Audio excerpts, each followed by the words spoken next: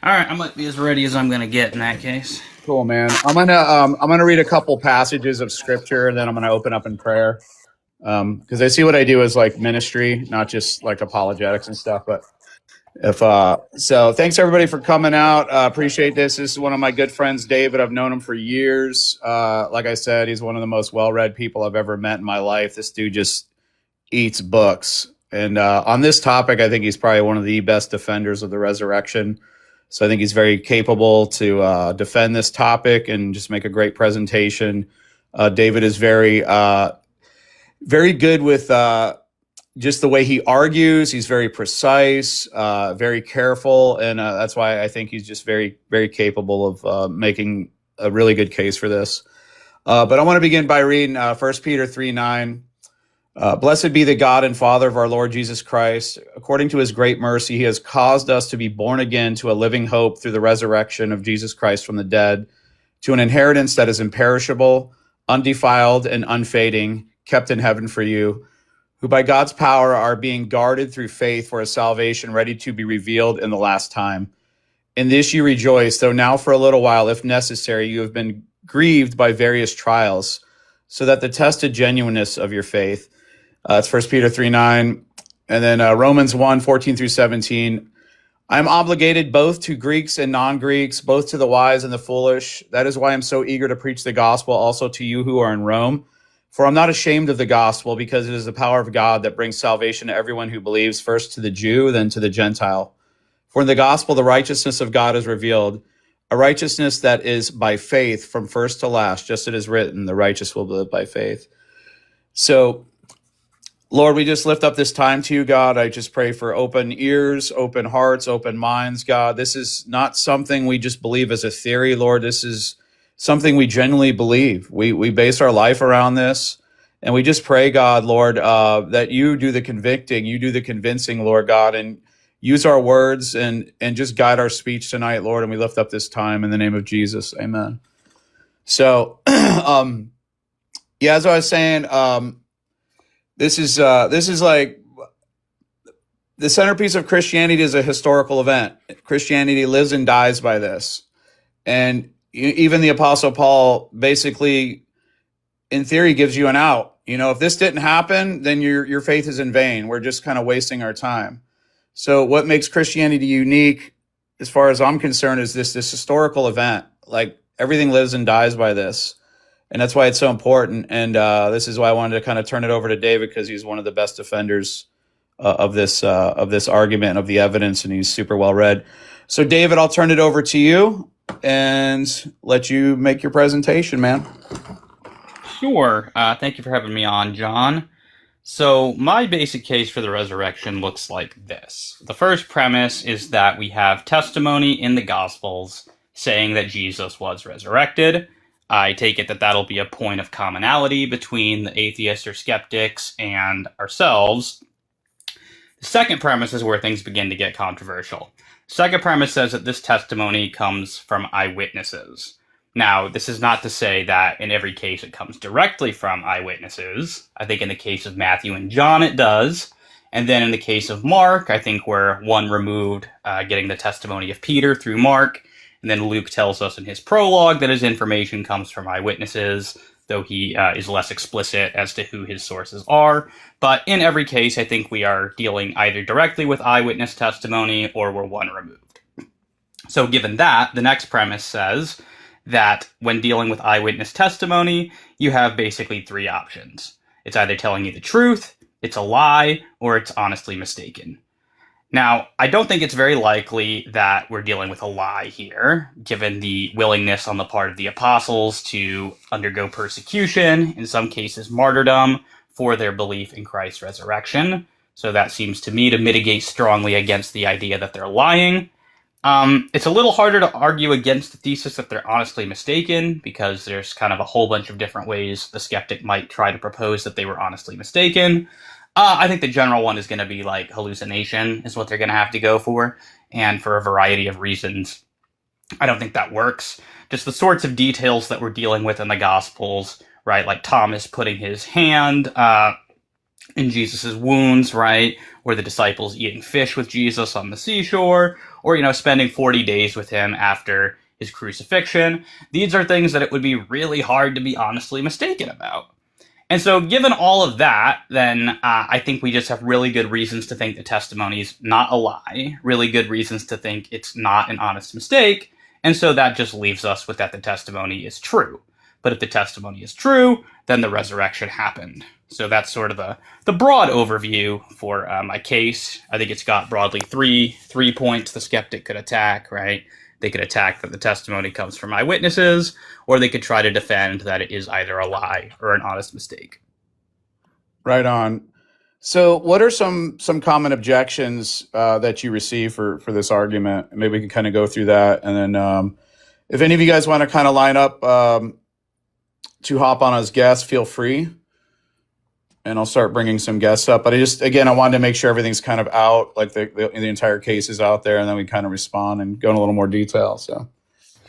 Yeah, honestly, the most common response that I hear is kind of just this appeal to David Hume, right? That, any explanation is going to be more likely than a resurrection. I've never really understood the reasoning behind why that's supposed to be the case, right? It usually has something to do with like the lack of frequency of miracles, and so because they're infrequent, it's assumed that they're improbable. But this kind of seems to assume what's known as a frequentist interpretation of probability. It's pretty widely rejected, and just to the extent that we think we can be justified in believing that rare events are actually very probable given our total evidence. That shouldn't be a deal breaker. Of course, the eyewitness testimony is a controversial one, but very rarely, at least, apart from like scholarly circles, do I get any pushback on that beyond most scholars disagree with you. So those are probably a couple of the more common objections that I hear. Right on. What about one that I hear a lot is like the Gospels are anonymous, and it sort of attacks the premise to just whether these witnesses are even credible, whether we're actually getting, whether we're actually getting we're getting the full story, or some watered down or some doctored version or whatever. What is your take on the anonymity issue? Yeah, I don't really think that there's a particularly good case to think that the Gospels were ever anonymous. And we should specify, right, what do we mean by anonymous? Because sometimes this is used in the sense to just mean that, the author of Mark never says in the written body of text, I, Mark, wrote this, right? And so if that's what we mean by anonymous, then of course it's trivial that the Gospels are anonymous. In the same way that the Lord of the Rings is, right? Because J.R.R. Tolkien never said, I, J.R.R. Tolkien, am writing this. But I think the more serious notion of anonymity is going to be author unknown. And that's what I don't accept. There's a lot of lines of evidence for as to why. We might get into some of those as certain people may want to challenge that premise of the argument. So that's very interesting. I really liked your presentation there. I think it was very well put. I believe in the resurrection. I talk about it all the time on this app as well. And you don't talk about it on this app much. It seems like you just got here. But what I was going to say is that I do think the Gospels are. I don't know if they're written by the disciples or Mark and Luke, but what I say to that is, even if it weren't, that's not a big problem, because First Corinthians, there's no reason to think that Paul, when he says Jesus appeared to the disciples in James, that's obviously good reason to think that they claim to have seen Jesus. Obviously, Paul didn't invent that. He's relaying some early oral tradition, right? And then obviously the Gospels, even if they were anonymous, seem to also indicate that Jesus resurrected in some bodily form. Paul, as a Pharisee, says Jesus was resurrected. Seems to indicate that he thinks that Jesus resurrected bodily. So it seems like we have, multiple independent sources, even if they are anonymous, saying that Jesus appeared to the disciples in bodily form, which is a good reason to believe that they claim to have seen Jesus in bodily form. And I think that it's very hard for them to be mistaken, all of them, that they saw the same person in bodily form resurrected shortly after his crucifixion. That's how I kind of go about it.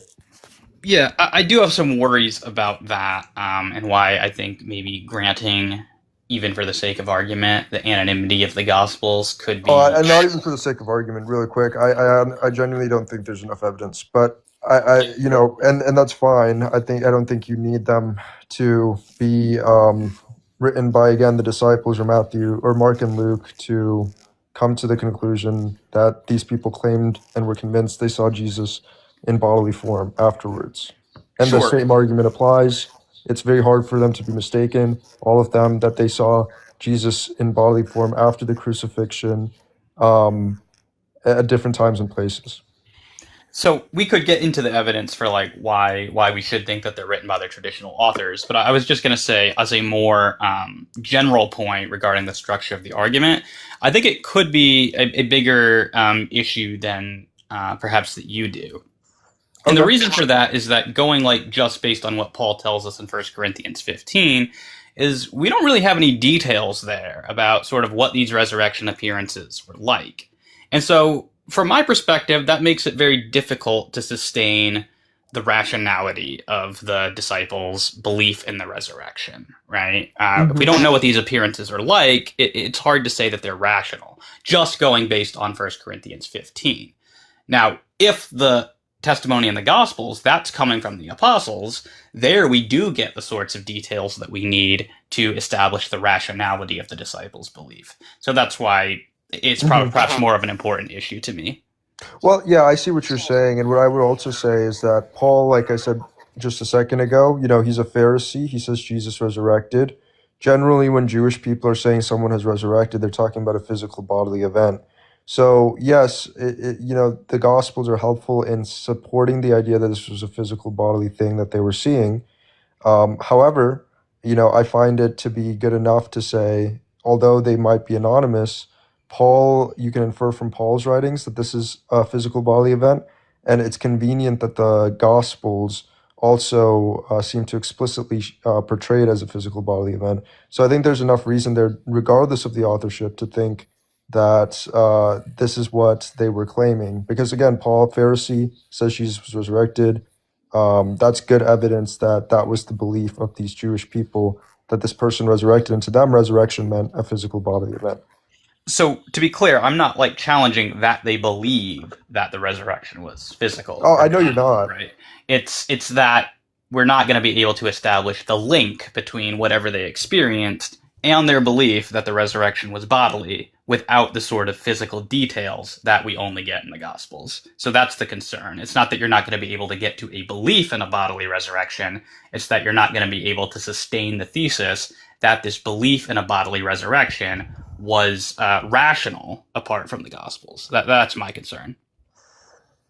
So you're saying that, if we just use Paul's letters, we can't confidently say that Paul's letters establish that Jesus was raised in a body? I'm just trying to understand. No. It's that you couldn't establish that that belief was rational just based on that because you don't have any idea what these appearances are like, right? And so just from Paul's letter, you're not going to be able to see that these appearances would justify a belief in a bodily form, right? Because somebody could believe in a bodily resurrection, but for inadequate reasons.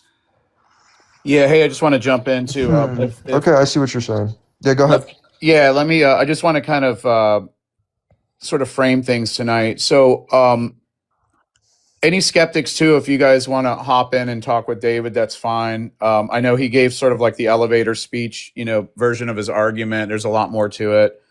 He's very knowledgeable about martyrdom. He's knowledgeable about gospel traditional authorship, all that kind of stuff, which is usually what comes up. So my take on this, I'm still kind of new at looking at this, and a lot of your work, David, has helped me, is basically what I'm hoping to do tonight is kind of remove most of the objections you see to the Gospels. And most of those objections are like anachronistic.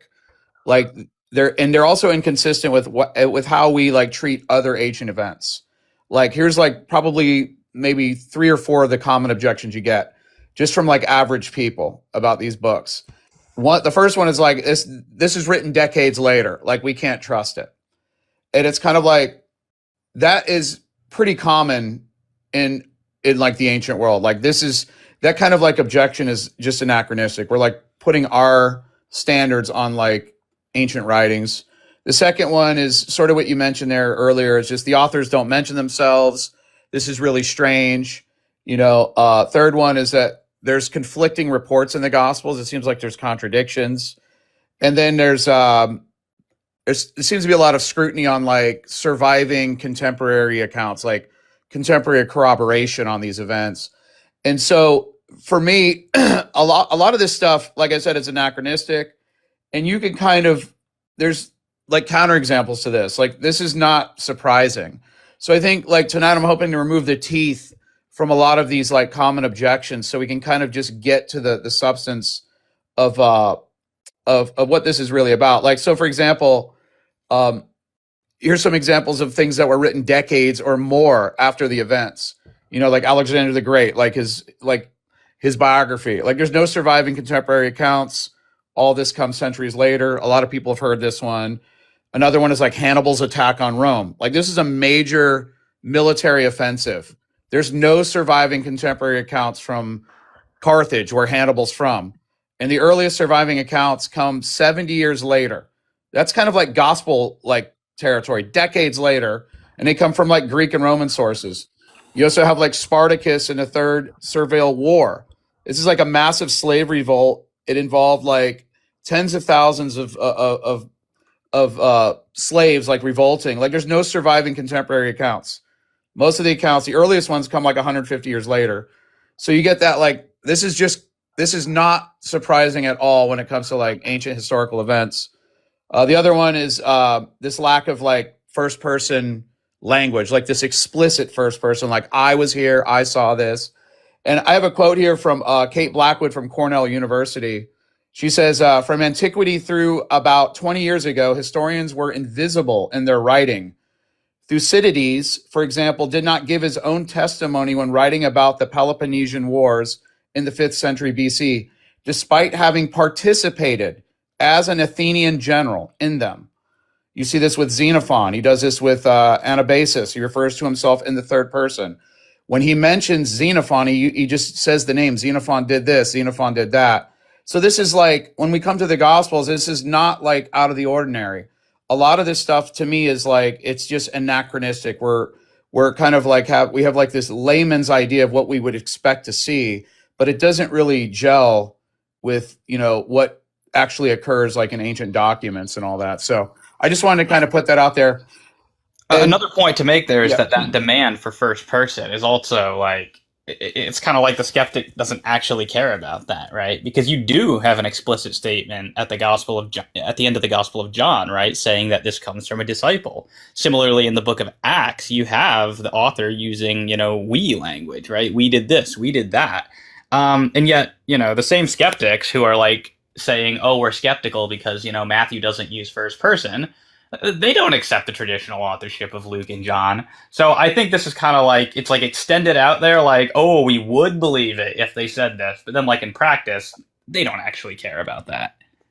Right. And then you're right, because the other thing is like both Luke and John use first person language. They don't say like explicitly, I saw this, I was there. I mean, I think John says that, like he uses the language we were witnesses. But it reaches the threshold, like there is first person language here. And you also have like, as far as like Mark and Matthew, this is what Bart Ehrman says, and he is not a friend to like, he's not a friend to Christianity, but here's what he says. The historical books of the Hebrew Bible, you have like Joshua, Judges, First and Second Samuel, Chronicles, Kings, they're anonymous. They're telling the history of the people of God, not based on the authority of the author, but as a holy narrative of how God worked amongst his people. The names of the authors are unimportant and irrelevant in this kind of sacred history. Mark continues this sacred history, and like his predecessors, tells his stories anonymously. Matthew and Luke, and even John, do it in their own ways, and also, as a result, tell their sacred history in the person of Jesus anonymously. I don't think it's surprising at all that they did not reveal their names. So here's a skeptic making an argument for why this is not really surprising. And when you read his full article on this, basically it sort of falls in the genre of like Old Testament history. When you read a lot of these books that Bart Ehrman mentions, like the authors never name themselves. And so it's plausible to think that these gospel authors are sort of modeling what they see this Old Testament historical genre. And it's just not surprising, you know. I think the we passages are a good point for Luke. I think it's plausible that Luke wrote Luke and Acts for sure. And I think that opens a can of worms for sure. Right. Are there any skeptics in the audience who want to hop up and talk?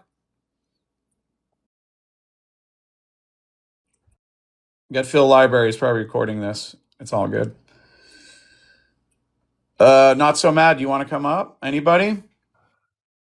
Otherwise, we'll just keep talking.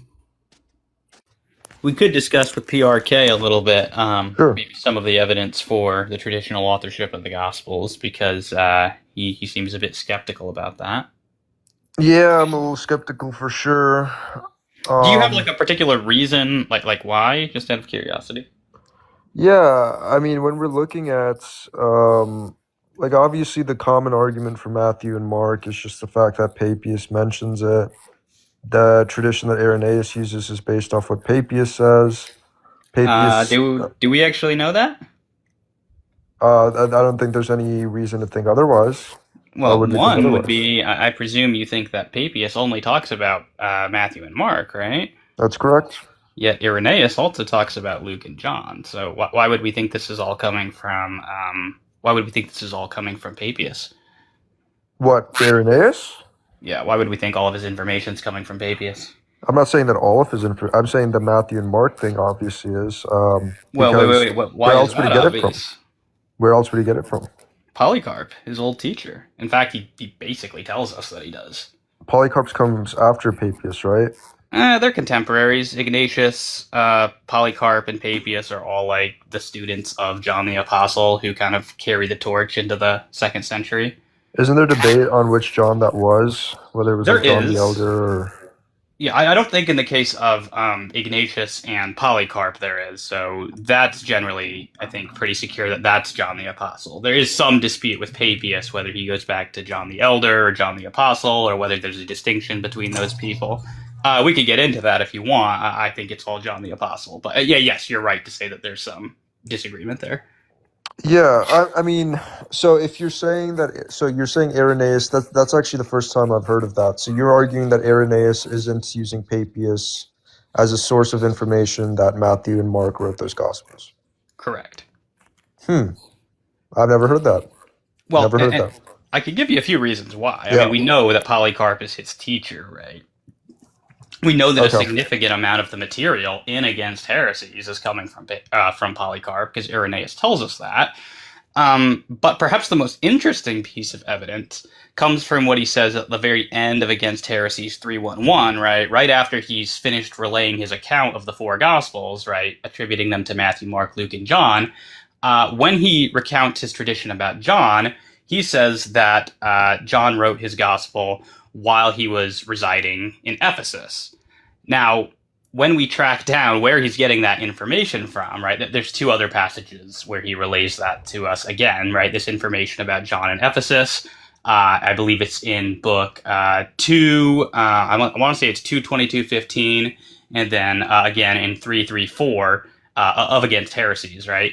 And he tells us that his information about John's residence in Ephesus comes from his old teacher Polycarp. So the fact that he's relaying that again, right, at the end of his 4-fold gospel tradition, one, it tells us that definitely his information about John, that's coming from Polycarp. And since it's embedded in the tradition with the other 4 gospels, to me, the simplest explanation is just to say all of his information on that comes from Polycarp.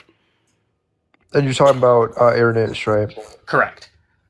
Okay, so Irenaeus is actually getting all of his information come from Polycarp. And so how do we know that Polycarp, and so Polycarp was taught by John the Apostle?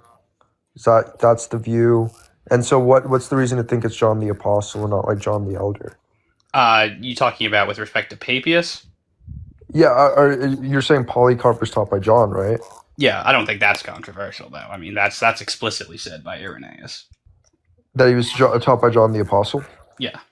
Okay. Same with Papias, by the way. Irenaeus also says that Papias is a disciple of John the Apostle. This Does he gets say called the Apostle or does he just say John? I don't recall. I know he definitely means John the Apostle because Eusebius kind of takes him to task over this in Book 3 of Ecclesiastical Histories, right? He kind of takes Irenaeus on as his foil and says, well, Irenaeus says that he's a disciple of John the Apostle, but I'm going to prove to you from Papias' own writings that this is actually a different John. And then he gives this, like, in my estimation, really weak argument for thinking that there were two Johns based on, there being two different graves and so on and so forth. Okay. We can get into that if you want, but really, it's not until the time of Eusebius that anyone disputes that Papias goes back to John the Apostle. Eusebius. And Eusebius is what, in the 4th century? Yes, and his reason for wanting to distance Papias from John the Apostle is just pretty clearly he just wants to delegitimize Papias's millenarian views, right? They have differing eschatologies there, and so that's why Eusebius calls Papias a man of low intelligence. And that's what's motivating him to basically distance Papias from John the Apostle. I don't think it has any basis in the evidence, but that's where this whole tradition of there being a John the Apostle and John the Elder comes from. That all goes back to Eusebius. Okay, that's a very good argument. I can't lie. I think you should bring up Sir here because I think Sir's an atheist, we know, and he argues that Papias was low intelligence, all this. I didn't actually know that these arguments were based off of these speculations made hundreds of years after, actually. So that's very interesting to know. Hey, I'm gonna. I actually invited Sir, but I think he's at a tournament tonight. He says he's going to try to make it later. I do have a question we can address later. He sent me a question through DM, but I want to let Chris talk. Let Chris come onto the panel and speak. So go ahead, Chris. Hey, howdy, y'all. So, okay. So obviously, before I joined this panel, there's a lot of great terminology and history and stuff like that. I would just like to keep it very, very layman's terms because it's very easily describable. To me, the reason why the resurrection did not occur is because God and Jesus show explicitly to each other. Just like if I was going to try and find and divine the nature of you, the intrinsic properties of you, I'd have to watch what you do, and I have to watch how you say, how you even the things that I hold moralistically important, like how you treat your kids, how you treat your wife. I'd have to witness these things or read about them. I'd have to somehow divine them to get to understand your nature. I hope you agree with that. And so the only way that we understand anything about God, even though he's omnipotent, omniscient, omnipresent, the only thing how we figure that out is through the Bible. And this is true with Jesus as well. So like I said, this is going to be very layman's terms, right? The point and the very clear, stark fact is that Jesus is as a rabbi, as a wandering holy man, just like as if you were to go talk to like a guru to this day. Ambiguity is part of their persona. It's part of the way that they teach. It's part of the way that they give instructions. Hence why we call them parables, right? With moralistic intent and other kinds of tidbits. So just to begin with, we clearly understand and even label Jesus with ambiguity, right? In his teachings synonymously is ambiguity, and that's because we find ambiguity left and right in his teachings. Therefore, we have apostates, we have Unitarians, Trinitarians, Catholics. We have all these different denominations with the same Savior, with the same claim to salvation, and the only reason truly is because some of these sects like bells and whistles in their church. I mean, to put it lightly, right? Like they like more extravagant things in their churches, or they believe in certain different holding more firmly to Jewish rituals over, et cetera, et cetera, et cetera. And the deviations are aplenty, right? And here's the point: is God is not ambiguous whatsoever. God has no need to want.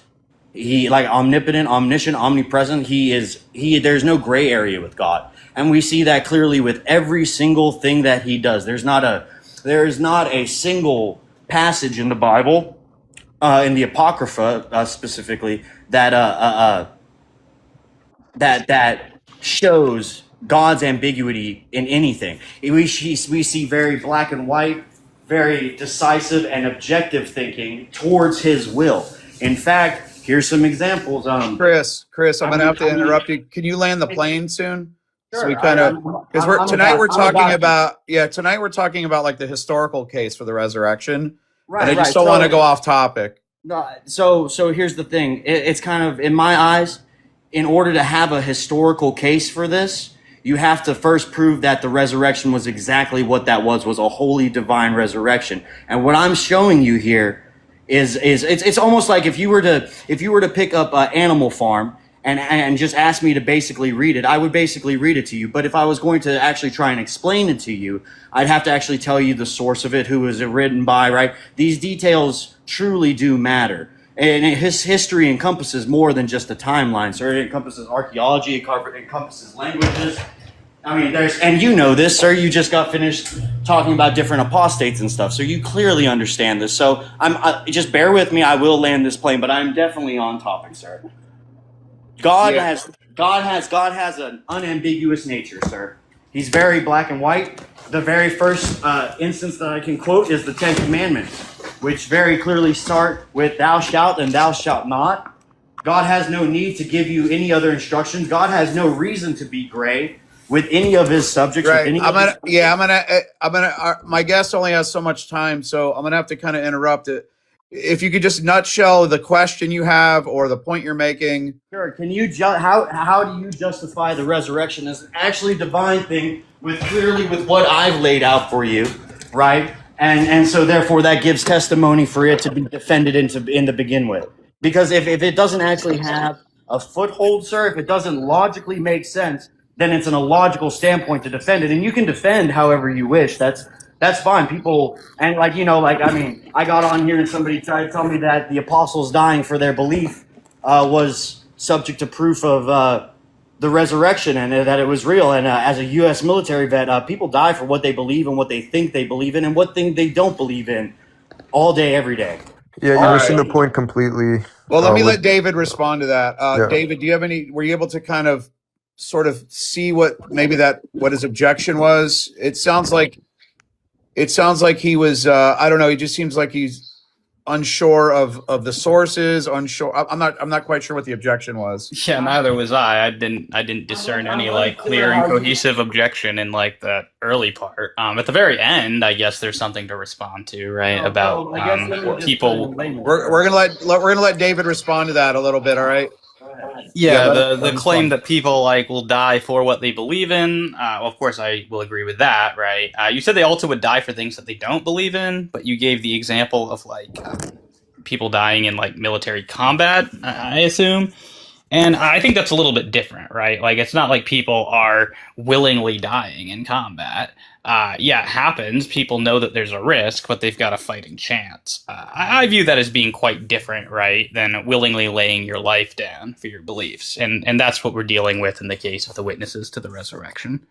You're right. You're talking about a non-modern day one, which would fit my model. Let me go ahead and simplify this.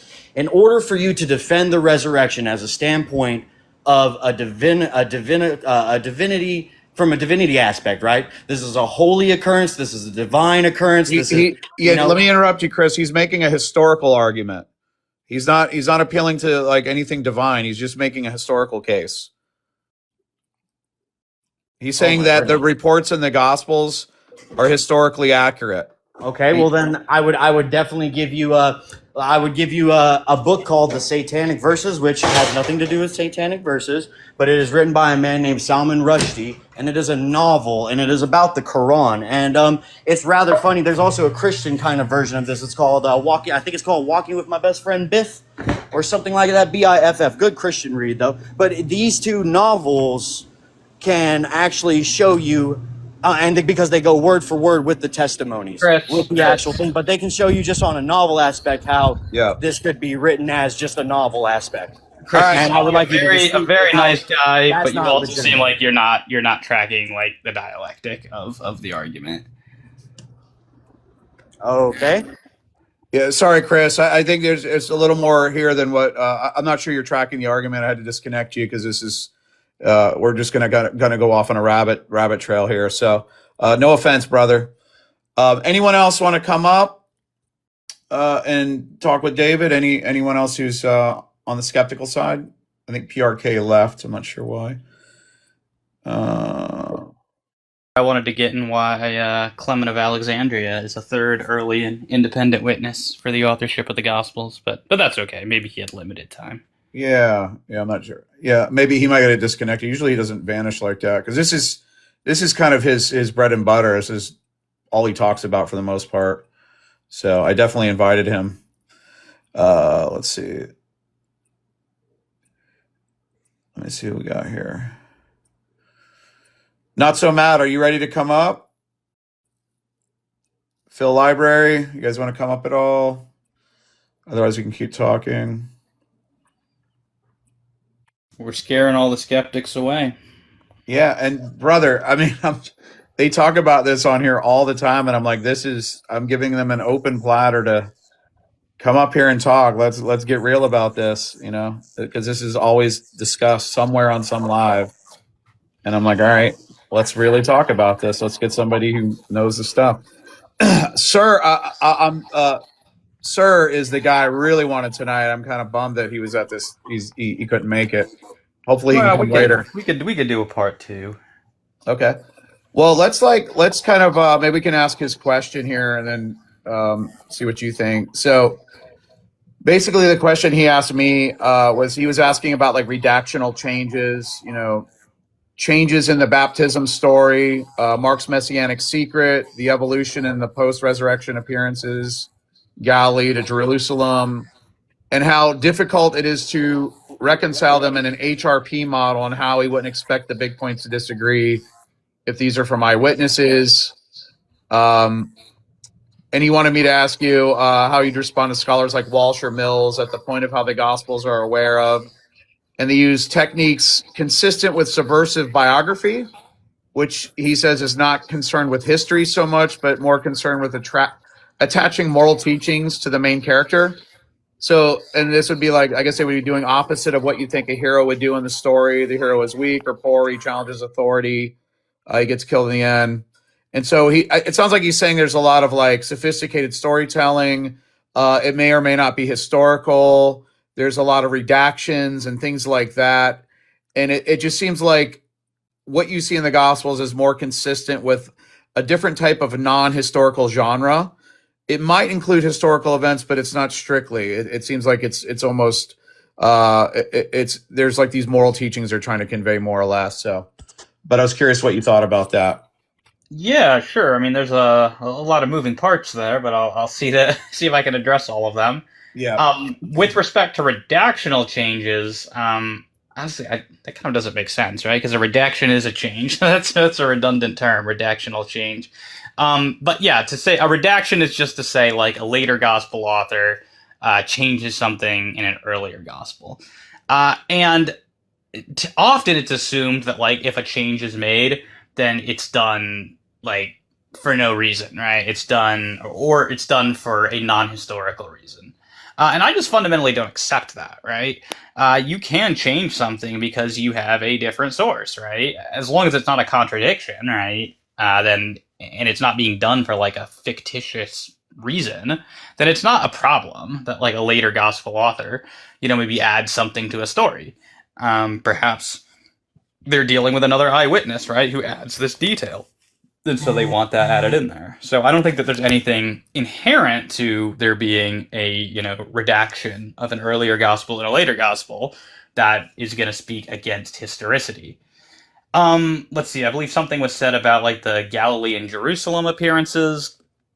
I don't understand what the contradiction's supposed to be here, right? I think Jesus appears to the disciples first in Jerusalem and then in Galilee. And in fact, like this note, like we know that this would fit with the travel patterns of people who lived in Jerusalem at that time, right? They would go, or rather people who lived in Galilee, right? They would go to Jerusalem for Passover, right? That's where we would have the first appearance of Jesus. After Passover, right, they would return to Galilee. And so, of course, Jesus, if he's going to appear to them again, then he would appear to them again in Galilee. So, like, just given the pattern we know they would be traveling, we would expect appearances in both Galilee and Jerusalem. So I don't see that there's an issue with that. I think something was raised with something from like Robin Faith Walsh, right, about sort of techniques, that parallels in subversive biography. The problem is that you also have these sorts of techniques that Sir is bringing up in histories, right, and in relatively uncontroversial histories, right, like in Plato, for example, or a lot of Plutarch's lives, right, in the life of that's not Alexander the Great. Julius Caesar. Yeah, you've also got these sort of like tragic tropes in there, and yet nobody thinks that like these are not historical. So it seems to me the fact that we have this sort of tropes and parallels that people like Walsh are bringing up, it's the fact that we have those in both, subversive biography, but also in history, means that we can't appeal to those to say, oh, it's definitely not history. And perhaps just as to give us some reason to suspect it is history, you have the text of the Gospels themselves, right? Like, look at Luke's prologue. He thinks he's writing history. Same thing with the Gospel of John, right? There's this big emphasis on like knowing that the testimony of the beloved apostle is true. They are presenting this as historical fact. You could say they're wrong, right? Whether because they're lying or they're honestly mistaken, but they clearly want the reader to think that what they are reporting actually happened. And we just know that's how the Gospels were received. Go to the patristics, right? People like Papias and Polycarp and Justin Martyr and Ignatius. These people read the Gospels as straightforward history. So if we're saying that these were like not even intended to be read as history by their original authors, they did a heck of a bad job getting that across, because as far back as we can tell, early Christians understood this to be history. So those are a few points of rebuttal, I think, to what Sir is saying. Yeah, I'm going to let Jay Dyer fan respond real quick. But my response too, like, even if we grant like the literary shaping, the redaction, and all that kind of stuff, it's like, I think it's still the case, as you mentioned in your argument, is like the testimony is credible because you still have the traditional authorship puts it close to the eyewitnesses. You still have like the multiple independent sources. You have the synoptics, John and Paul. They still affirm like the core story of like the crucifixion under Pilate, the empty tomb, the appearances, and that the radical transformation of the apostles and followers of Christ in the face of like suffering and persecution. So it's like, it seems to me, it's like, all you got is like these observations. They just show, okay, there's some sophisticated storytelling going on, but I don't think it like collapses the eyewitness foundation that core historical event. And I don't think it like forces us to concede, that they were honestly mistaken. I don't think anything like rises to that level. So, and I wish Sir was here because this would have been a great convo. Anyway, Jay Dyer fan, you wanna ask your question? Yeah, this is regarding Mark 13:32 and Matthew 24 regarding a father saying that what these verses are blasphemous because in the originals they didn't, or the manuscripts of his time, like they didn't have it. So I mean, if you're okay with me asking that type of question, if not, I can drop off. I'll leave that up to David. I don't mind if you ask it. I may not be familiar with what you're asking, though, so I may not have an answer. You're good. So in Exposition of the Christian Faith, Book 5 by St. Ambrose, he talks about, the verse where it says, "And of that day and hour no one knows except the Son." Yeah, I'm familiar with that verse. Yeah, so he says that verse is like blasphemous to say, and he also says that the early manuscripts not the early manuscripts, the manuscripts of his time and all the manuscripts that he has access to doesn't have those. So he's making an argument that these were added in by the Arians.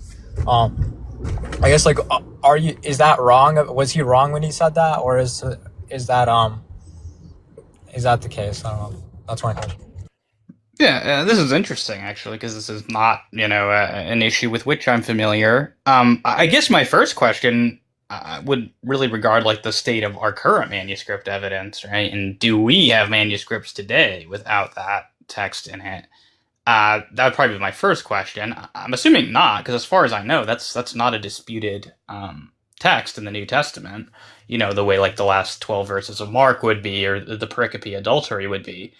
Now, if he's saying he has manuscripts without it, that is interesting. My inclination, like as a Christian, is to say that he's wrong about that, because if that's not been preserved in any manuscripts, right? We've had no manuscript preserved without it. Then it seems, unlikely that like God would preserve scripture with blasphemous text in there. So I'm inclined to say he's wrong about that, but I admit this is not actually a controversy I'm familiar with. But would you agree though that like the the documents of Mark don't have this verse in Matthew? So like, would you agree that Matthew gets it from Mark, or would you dispute that? Well, I'm a Matthean priorist, right? So I think that Mark is actually later than Matthew. Okay, I gotcha. Yeah. So yeah, I just wanted to bring up this issue. This is an argument that Muslims run on this argument about this the Mark 13:32 stuff and the Matthew 24 stuff. Well, a good rule of thumb is that if a Muslim apologist is putting it forward, it's probably wrong. Okay, yeah. Thank you so much. You have a good day. You too. Thanks, man. All right, let's see. Anybody want to come up and talk about this? Like, I'm just shocked because it's just like, here we go. I'm just inviting anybody who wants to come talk about this. Oh, hold on. Let's see. Running some errands. Okay. Not so mad. He's a good friend of mine. Very good faith. But I'm like, I got the carpet rolled out. Come on up, guys. Talk about this. Share this live with friends. Share this with skeptics. We definitely want interaction. We're here. We've set up shop tonight to make a very robust defense of the resurrection with somebody who knows what they're talking about, not some rando on TikTok. So we're inviting all the questions, all the objections, all that stuff. And it seems like tumbleweeds tonight. And I've sent this out many days in advance to people. The other thing I wanted to kind of go over is sort of another common objection is the conflicting reports. And you're feel free to offer your take on this. But like, let's grant, there's contradicting reports in the Gospels. Like, I think that my take is like this stuff is normal with like any like major historical event. You have like the Titanic. Some of the survivors say the ship broke in half. One of the officers actually denied it. One of the people that was actually an officer on the ship. So you have like all these conflicting accounts about what happened, the warnings, the ship speed, all that kind of stuff, the sequence of events. But nobody doubts like the core event, like the ship sunk, people died. Nobody doubts that. You see this also with like the JFK assassination. It's like people disputed like the number and direction of shots. Again, the exact sequence of events. There's people like, I think there was a recent account from a guy named Paul Landis in 2023. He disputed what the Warren Commission said. So it's like, you have conflicting reports. This is normal for any historical event. Doesn't mean the event did not happen. So if you see things in the Gospels where, hey, was it X amount of people that went to the tomb or this amount? Things like that. Or even if it's like, it seems straight up contradictory. It's like, that's not surprising with a historical event. Another one, Battle of Thermopylae. Herodotus claimed there was like millions of soldiers in that army, but like modern estimates say it was much smaller, and then there's like the details of the final battle were in dispute. Again, like there's this kind of stuff that just floats around any historical event, but nobody doubts the core event. What are your thoughts, David? Yeah, I mean, generally, I'm disinclined to say that the gospel reports are as contradictory as skeptics want to say. There's quite often this confusion between differences and contradictions, perhaps nowhere illustrated better than, in reports of one gospel saying, an angel, and another gospel saying it's two angels, or in, varying lists of the women that go to the tomb. Right? But none of these purport to be giving you an entire list of the women or telling you a complete number of angels who were there. So these are just not contradictions.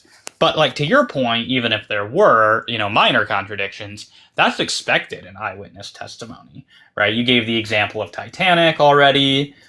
We also have, Thucydides. You mentioned that he was right a general in the Peloponnesian War, but he even expresses concern over the fact that like all the written accounts of his own day don't all agree on the details, right? But presumably he doesn't need to be in doubt over the Peloponnesian War since he himself was part of it, right? Um, you also have disagreements over the details of the Great Fire of Rome, right, in 64 AD. We have three different sources on that, and they all differ from each other. But nobody doubts that Rome actually burned in 64 AD. Similarly, right, John F. Kennedy. I mean, there's tons of controversy and discrepancies in the testimonies surrounding his assassination, right? But everybody agrees that he died by gunfire, right, in Dallas. So, yeah, the fact that you have disputes or even contradictions should not call into question the overall historicity of the text. And I think you know Danny. Thanks for coming, Danny. Hey, yeah, David, I didn't know you were on TikTok. I'm usually not. Yeah, you sound like that's like you're wearing that as a badge of honor or something like that. John finally talked me into coming over here, so here I am. Oh, that was a mistake. You mean which John? That's me, Theosophical. Theosophical. Oh, Yeah. I know. Like, there's John Gary, Big John Steele. There's so many Johns. So, Yep. John 1, John 2, John 3. Gospel of John. Yeah. Right. Revelation of John. Yeah. But is this your first time live, David? This is indeed my first time live, so try to go easy on me. Well, I'm just chilling out. I got stuff to do, but I'm looking at your picture. Okay, you from afar, I was like, "Is that David?" But Yep, the one and only. and how's married life? Married life is good. Better than I I deserve. think your wife's in the live. I think I saw her earlier. She was at one point. She might have left. She might have got. I got too nerdy. Who could blame her? Yeah, she lives with it. That's true. She married this. Yep. Danny, do you have? I know you guys have been in a debate before, just more or less about like God broadly speaking. Do you have any like objections or thoughts or anything about like resurrection related stuff or? Yeah, well, David and I did talk about resurrection stuff in that last MDD debate. So, but it was kind of my memory a little hazy. I mean, objections. I mean, yeah, I guess what I was saying is that when I compare, the sort of probability of someone coming back from the dead, and let's say the probability of some report being wrong, right? I just weighed those two probabilities. Like, let's say the report that Jesus had it. There was a tomb, right? Now, let's just say that Bart Ehrman's view is like implausible, or as compared to the data that the hypothesis that Jesus was given a tomb. We can grant that, right? The probability of Bart Ehrman being, rather I should say, the probability of us being correct about the tomb, right, and the probability of someone rising from the dead, I would sooner think that he didn't have a tomb than if it committed me to the fact that he rose from the dead, right? Something, I guess it goes something like that, and I guess that would extend to other sort of data points that are usually brought up to support the resurrection hypothesis. I think it's something like that. Could I ask what the basis is for saying the probability of a resurrection is so low? Well, people just don't come back from the dead, right? Like often, right? Like there's no, like I just said, I don't. That doesn't happen very often, right? Right, but I presume you're not a frequentist about probability. You don't have to. You can. Well, frequentism is an overarching theory about, I'm not committed to frequentism and just saying that in this case the frequency lowers the probability, right? Right, but then if we're not going to be frequentists, right, where we're going to say that like that's the only relevant factor in determining probability, then I didn't say that though, right? It's No, the no, I know you yeah, didn't. okay. Oh, Yeah, good, good, good. I Okay. wasn't saying that you did. I was saying though, but if you're not saying that, right, then the question reemerges, right, about why is it being assumed to be so improbable, right? No, Because no, you it could doesn't. say, How would it? Because it's like this. Like if someone said, "Why do you want to?" I don't know. If why is it that you want to give a back massage to your wife? You know, when she's stressed, and you say, "Well, I want to make her happy." Oh, you're utilitarian? No, no. right, The point is that in that specific case, right? The end is happiness for your wife, right? That doesn't mean that you're committed to the normative theory, utilitarianism or hedonism, right? In the same way, in this, why do I think it's very improbable that people, stayed? That it's very improbable that people that after dying, right, they don't come get back up, right? And that in this case, it does have to do with frequency. That doesn't commit me to frequentism. yeah, and I wasn't saying that it did, right? But the Okay. point is that if we're not going to be frequentists about probability, then seemingly, like, we should be okay with saying that a sufficient amount of evidence could overturn, say, that maybe that like inductive presumption against the thing having happened. Oh, just- absolutely. I'd agree. Maybe there's data I'm ignorant of that to where, But it yeah. okay, but based on your original comment, it seemed like you were saying, "Oh, well, because like it doesn't happen very often, that's just going to incline me to like reject whatever data is there, right? Like I'm going to reject an empty tomb or whatever, just based on the fact that it doesn't happen very often." Yeah, well, there's no data. He was that just would saying it lowers the probability. there's no data that would update that probability or that prior in a way where I would think it's more probable than like Bart Ehrman being correct, right? Or the rather I should say that I think right now the consensus is that he did have a tomb, right? That's the consensus and the historical consensus that Jesus did have a tomb. So yeah, there's nothing that would update that prior for me. No, I mean, and that maybe that's part of the conversation is to look here. Okay, fine. Yeah, you have a very low prior there, but here's data that would here's this case 5 years ago where someone was like pronounced dead for an hour, right, and they came back. So that would that's something that would update that prior, not by very much, but it would update that prior. Yeah. Okay. Well, I guess, yeah. Well, at the beginning, David kind of he made an argument, so it's kind of like that's the whole point of tonight, and maybe he'd want to reiterate that, or I'll just let David talk. I'll shut up. Sorry. Well, I mean, Danny is at least somewhat familiar with my resurrection argument. I mean, he certainly heard it in our. Well, is it? Was it presented fully in our debate? I don't remember it I being wouldn't blame you at all for not remembering because a lot went down in that debate. I mean, I could. Yeah, because usually I don't really.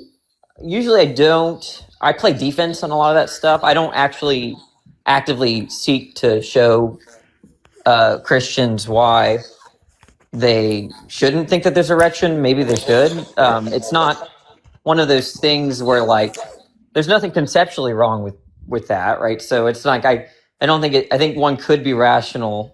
Using a very loose sense of rational, and thinking that Jesus rose from the dead, given their other data points that presumably I don't share. Maybe they had visions or something like that. I don't know. So I don't really bother Christians about the resurrection very often. At least I don't have any memory of doing that. So I just mostly play defense on this stuff, right? Like, I prefer, that's easier in this case, because I don't know, I don't really do any very much historical work there. Maybe I should. I am interested in it. I just haven't had the time. But so it's not that I don't spend a lot of time. In other words, like I wouldn't try to give an argument to David as to why he should think that Jesus didn't resurrect. Rather, I'd be like, okay, what am I missing exactly, right? Because, what data points am I missing, or how am I juggling the probabilities sort of irresponsibly? And then that's where I see the conversation here. Right. Let me, I wanted to bring Arwen in real quick too. It sounds like this is probably something you don't really have a strong opinion on, or maybe you're not as, yeah. In other words, I just play defense on it. I mean, like if y'all want to say, Danny, look, here's this data point, or here you're not juggling the probabilities well, then yeah, I'm all ears. But it's not something that I don't tend to go up to Christians and say, oh, here's why you shouldn't think that Jesus rose from the dead. I mean, that's a lot harder to do. Right on. Well, Okay. let me let Arwen come up and share her thoughts or Well, objections. I just wanted to say hi since you invited me. I say hi to David and welcome him to TikTok. But if maybe we'll talk more, David. If you're going to be on TikTok more, we can chat more about it. And because you have an interest in this, and so it'd be probably good to talk to, right? Because the average Christian probably doesn't know the relevant sort of data or whatever. Then so I'll talk to you about it later then. For sure, yeah. And thanks for stopping by, Danny. I always enjoy our interactions. All right, have fun. Appreciate it, Danny. Mm-hmm. All right, Arwen. Hello. Well, I would say my position is very similar to how Danny described. I don't have any arguments as to why you should not believe in the resurrection. Mine is more so give me reasons to believe, because you're saying people come back from the dead. So I don't buy it. Yeah, fair enough. That's where I'm at with it. Were you by any chance here at the beginning of the stream when I presented my argument? It's okay. No, I got here about 1 minute before I came up on the panel. Yep, no worries. No. Do you want me to reiterate sort of the general argument for it, and maybe we can go from there? Yes. Okay, so I take it that in the Gospels we have eyewitness testimony for the resurrection of Jesus. If it's eyewitness testimony, then you have three possibilities. It could be telling you the truth, it could be lying to you, or it could be honestly mistaken in some way. I don't think that it's plausible that it's a lie. I don't think that it's plausible that it could be honestly mistaken. And so, that leaves us with that it's true. So that's the broad structure of the argument. Well, I guess my response to that would be I am unaware of any first person testimonies of this. So I guess that's where we should start. Sure. Yeah.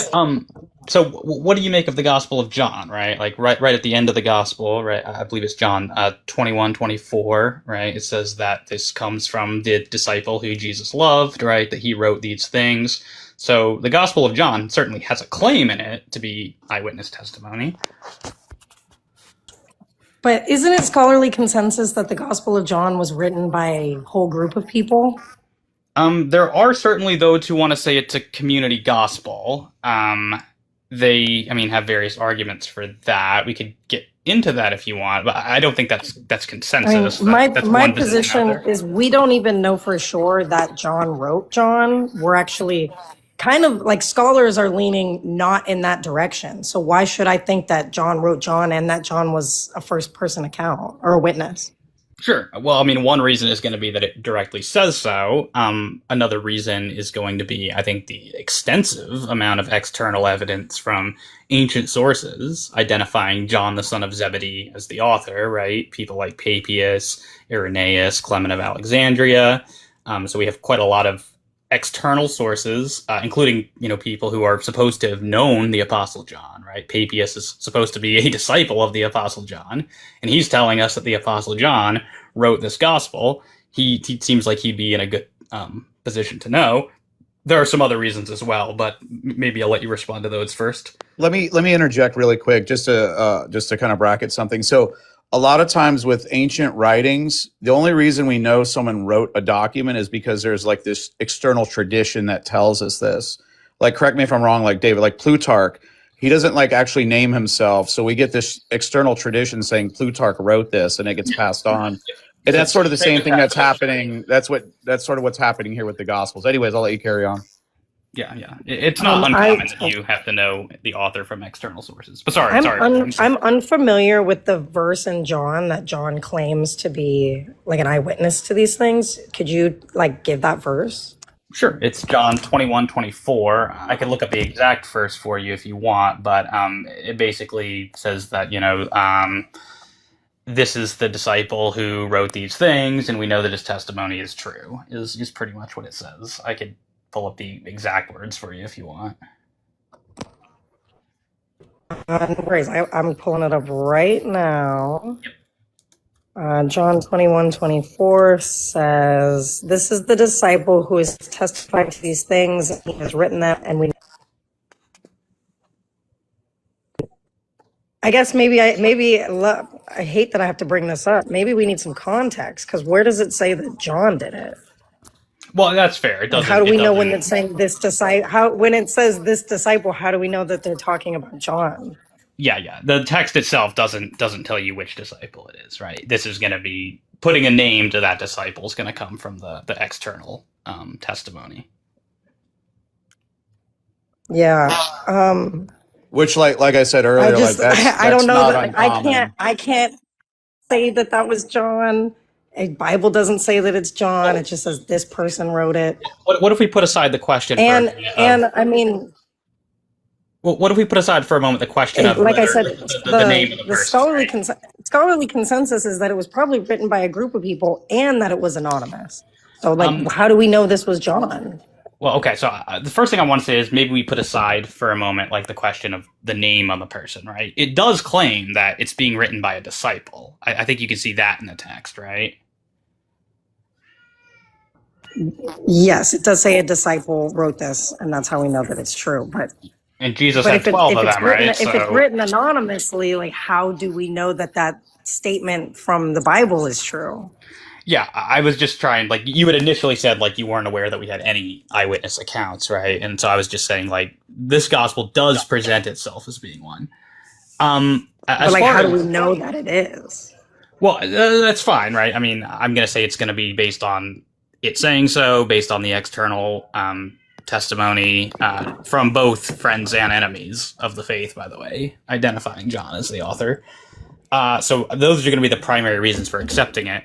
I don't know that it is the consensus that it's a community gospel. That's one theory that's out there. I myself don't accept it because, again, that's simply not what our external sources say. Well, I mean, it does say in the Bible, in John, they say "we" a lot. Like the author is saying, "and we know this." So I feel like even without consensus, just written down, it seems to be written by more than one person. Yeah. So, I mean, I'll tell you my particular take on these last two verses in the Gospel of John, right? So John 21, 23, and 24. I actually don't think that these are written by the author of the rest of the Gospel. I think after John dies, these two verses are added in by Papias, right? And so when he says, "we know that his testimony is true," he's talking about the broader Christian community. And my reason for thinking that is like what is said in the earlier verses, right? He talks about this rumor going out among Christians that the disciple whom Jesus loved was going to live until Jesus returned. And then in 21, 23, we get this aside about but Jesus didn't say that, right? He didn't say that he was going to live until he came back. He only said, if I want him to live until I come back, what's that to you? So it looks like we've got this kind of post John's death, right, concern here in 21, 23, and then 21, 24, you get this reaffirmation, but this is John's testimony and it's true. So I do think that John 21, 23, and 24 are actually added in by a later hand, and that's what accounts for that "we" statement there. And Arwen, maybe I do have to move on to some other guests. Maybe we could just kind of shelve this for now and just say that this is not uncommon to have ancient documents without the author identifying themselves, and to actually have accompanying tradition, like we mentioned with Plutarch, all the writings he's given us. It comes from a tradition. It's not like he actually wrote his name in there and said, "I, Plutarch, wrote this." It's this tradition. And what we're saying is that this is what's happening with these gospels. We're receiving the authorship from this external tradition, and this is not uncommon with ancient writings. And David, you might have some other examples, but that might be something we could shelve. It's just not really a strong objection, you know what I mean? And I would just say that this external tradition is going back to people like Papias and Polycarp, who are the students of John the Apostle. So they would be in a pretty good position to know if John the Apostle wrote this gospel. David, do you have any other examples from antiquity where we know the authorship from some external tradition? So this doesn't seem so alien. Anachronistic. Yeah, isn't church tradition like what makes you say church tradition? Like just because it is tradition, that means that it's true. Like I don't I'm get saying that. I was saying it was coming from two individuals who were students of John the Apostle. So it's coming from Papias and Polycarp, both of whom are students of John the Apostle. So it's not just based on it being church tradition, right? It's based on these two guys would be in a really good position to know who wrote this gospel because it's supposed to be written by their own mentor. Well, I guess this just seems like a not very good argument to make because, as you've already explained, there is a lot of debate in who wrote John, if it was a group of people, if it was one person, if it was an eyewitness at all. So it just Sure. seems like not a great argument. Are you Figuring there, you saying could like the scholars don't even know for sure. So how could you claim to? I mean, I'm not claiming to know for sure. I'm saying that our evidence indicates that it was written by John the son of Zebedee. Well, isn't that very debatable? I mean, just about anything is going to be debatable, especially when there's significant religious implications. The question is, are there good reasons, right? Are there good reasons to doubt this? And I don't think that we have any really good reasons to think that John the Apostle wrote the Gospel of John, and we've got a lot of evidence suggesting that he did. Except for all the evidence suggesting that it was not one person and that it's anonymous, right? Well, I did, deal with the we passage you were bringing up, right? And I gave you my explanation for what I think is going on there. And you do realize that like the majority of the Gospel of John is written in third person, right? Most first person accounts wouldn't be writing in third person, right? So that's actually anachronistic, right? I don't think anyone disputes that Julius Caesar wrote Conquest of Gaul. He talks about himself in the third person, similar with Xenophon and Anabasis, right? Thucydides' account of the Peloponnesian War. They describe themselves in the third person. So yes, actually, ancient authors do describe themselves in the third person. Arwen, can I read you a quote from Kate Blackwood at Cornell University regarding that? Sure. Yeah, so like you should check this out. Don't take our word for it.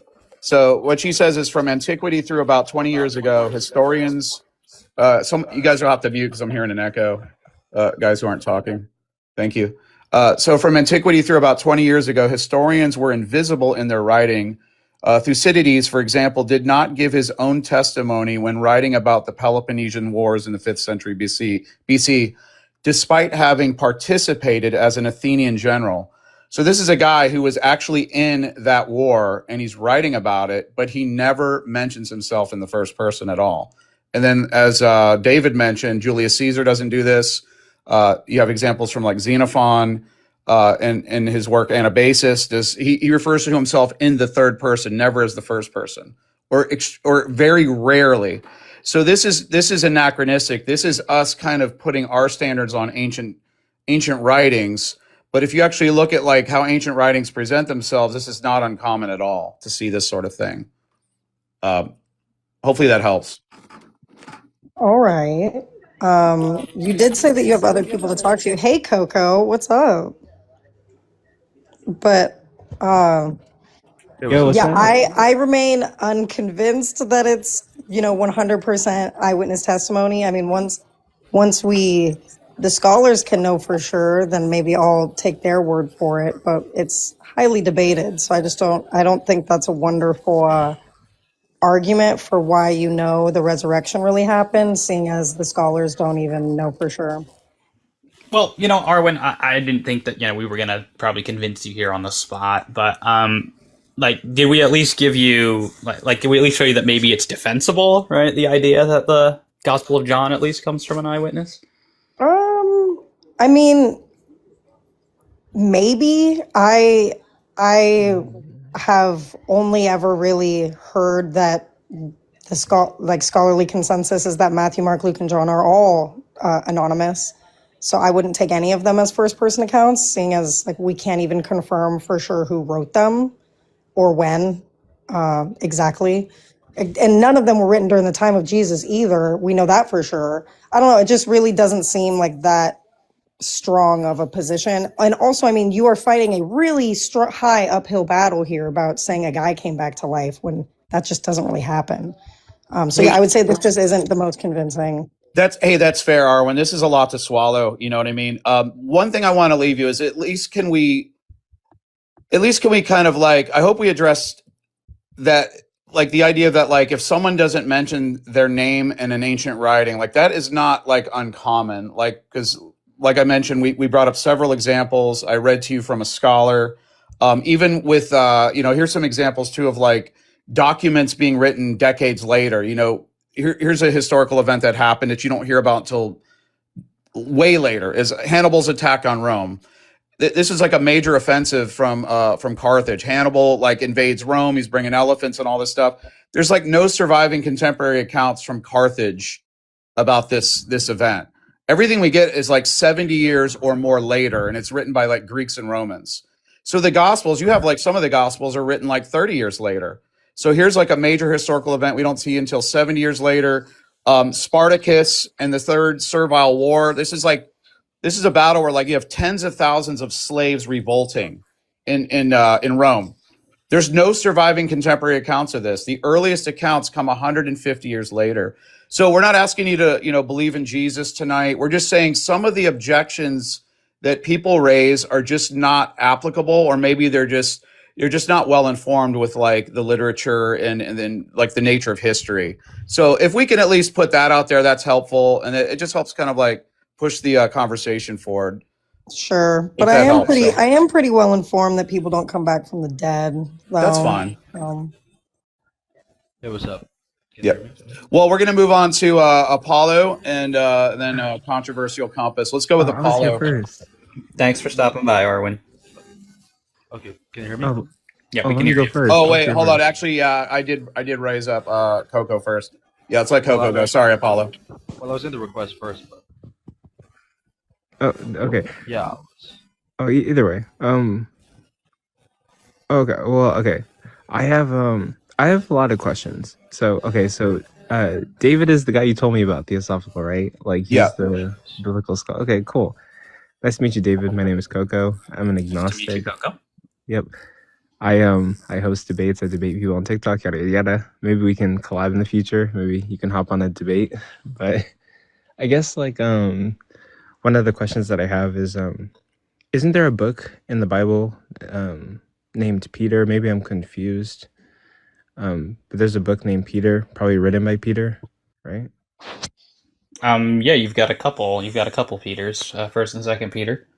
Okay. And so I guess like one of the questions that like I asked a Christian and he was actually confused about this too, but it seems as if like Mark is going to be Mark translating on behalf of Peter writing that gospel. And like I'm confused why Peter was able to write like First and Second Peter, but Peter wasn't able to write his own gospel. He had to have like Mark translate for him and keep his account. Yeah, so if we go with like what the external evidence indicates to us, and I believe this is coming from Clement of Alexandria, what's happening with the origins of Mark's gospel is that Peter is preaching a sermon in the city of Rome, and the Praetorian Guard actually comes to him and asks like, hey, can we get a copy of that sermon? And Peter just is like tells Mark, take care of it. So Mark, tries to write it down as best he can, and that's how we get the Gospel of Mark. So the indications we get is that Peter is not really trying to write a gospel, and that Mark is like Mark's attempt to write down a sermon that Peter preached. Okay. And is Peter preaching like 60 years post Jesus? Like Jesus dies 33 AD, and then Mark is like dated like 60 AD at the earliest? Yeah, I mean, I would put it. Yeah, I'm happy to put it around 60. So yeah, it'd be about 30 years after the event. Okay. And then I guess like, do you find it weird that like Jesus lives his life, he dies 33 AD, and maybe he like resurrects like sometime around that, and like, do you find it weird that like the gospel authors kind of wait like decades before they decide to like write stuff down? I mean, like I do understand that like people were illiterate or maybe didn't have money for parchment, but also like, I mean, if God exists and he's all powerful and like all knowing, like maybe we would expect that he could like make paper out of thin air or teach more people to read and write, and we would see like contemporaries.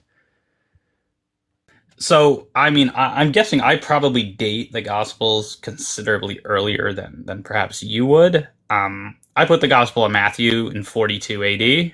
I have various reasons for doing that, but I don't know. Would you say, if I'm right about that, that's still odd that we're about 12 years after the events here? I mean, what would be your reasoning? Because like I date Matthew, Mark, and Matthew, Mark. Matthew, Luke, and John. I typically date after Mark. Mark is going to be the earliest gospel.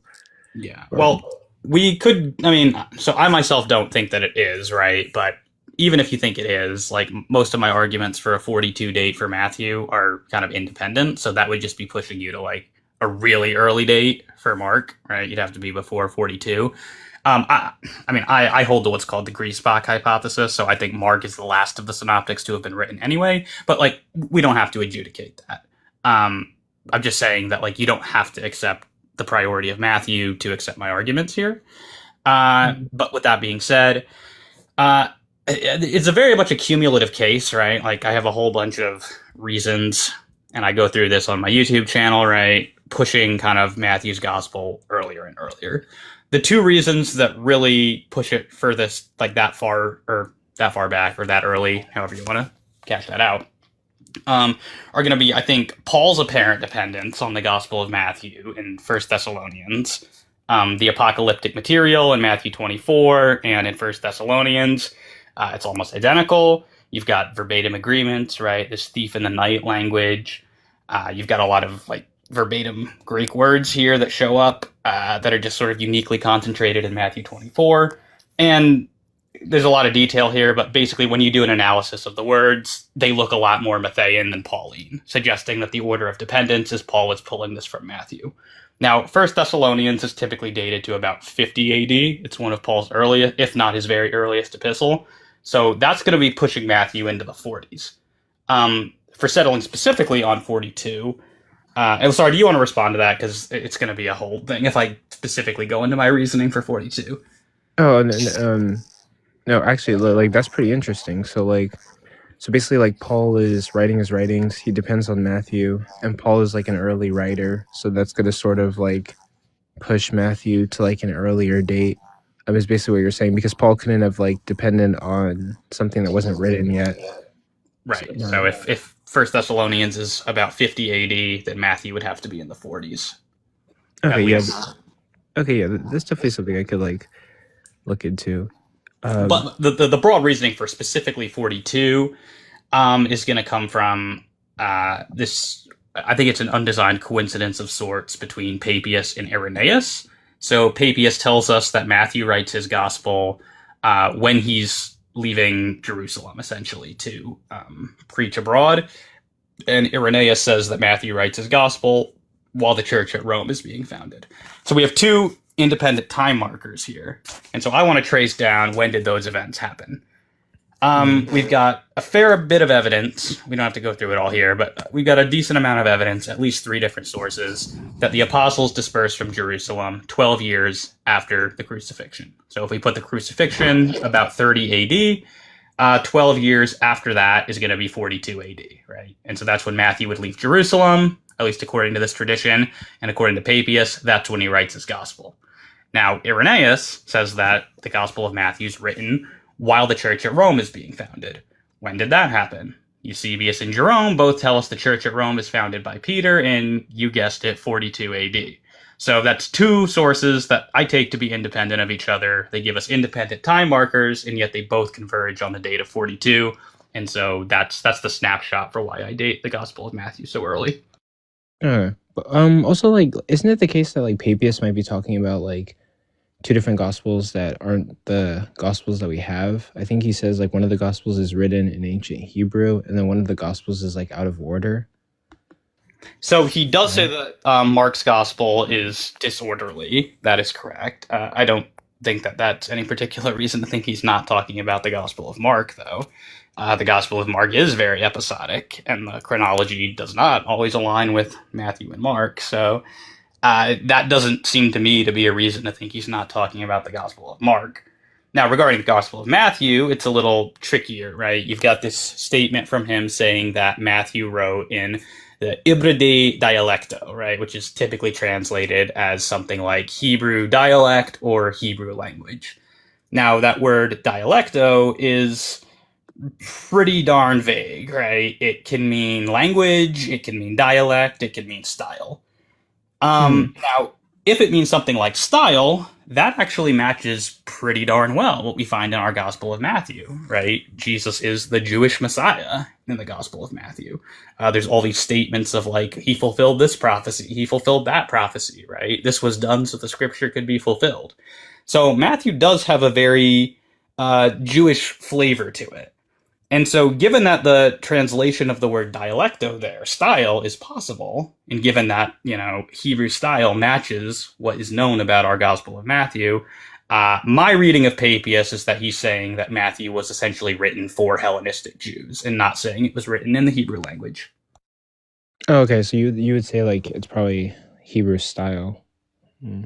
Correct, which we see in our canonical Gospel of Matthew.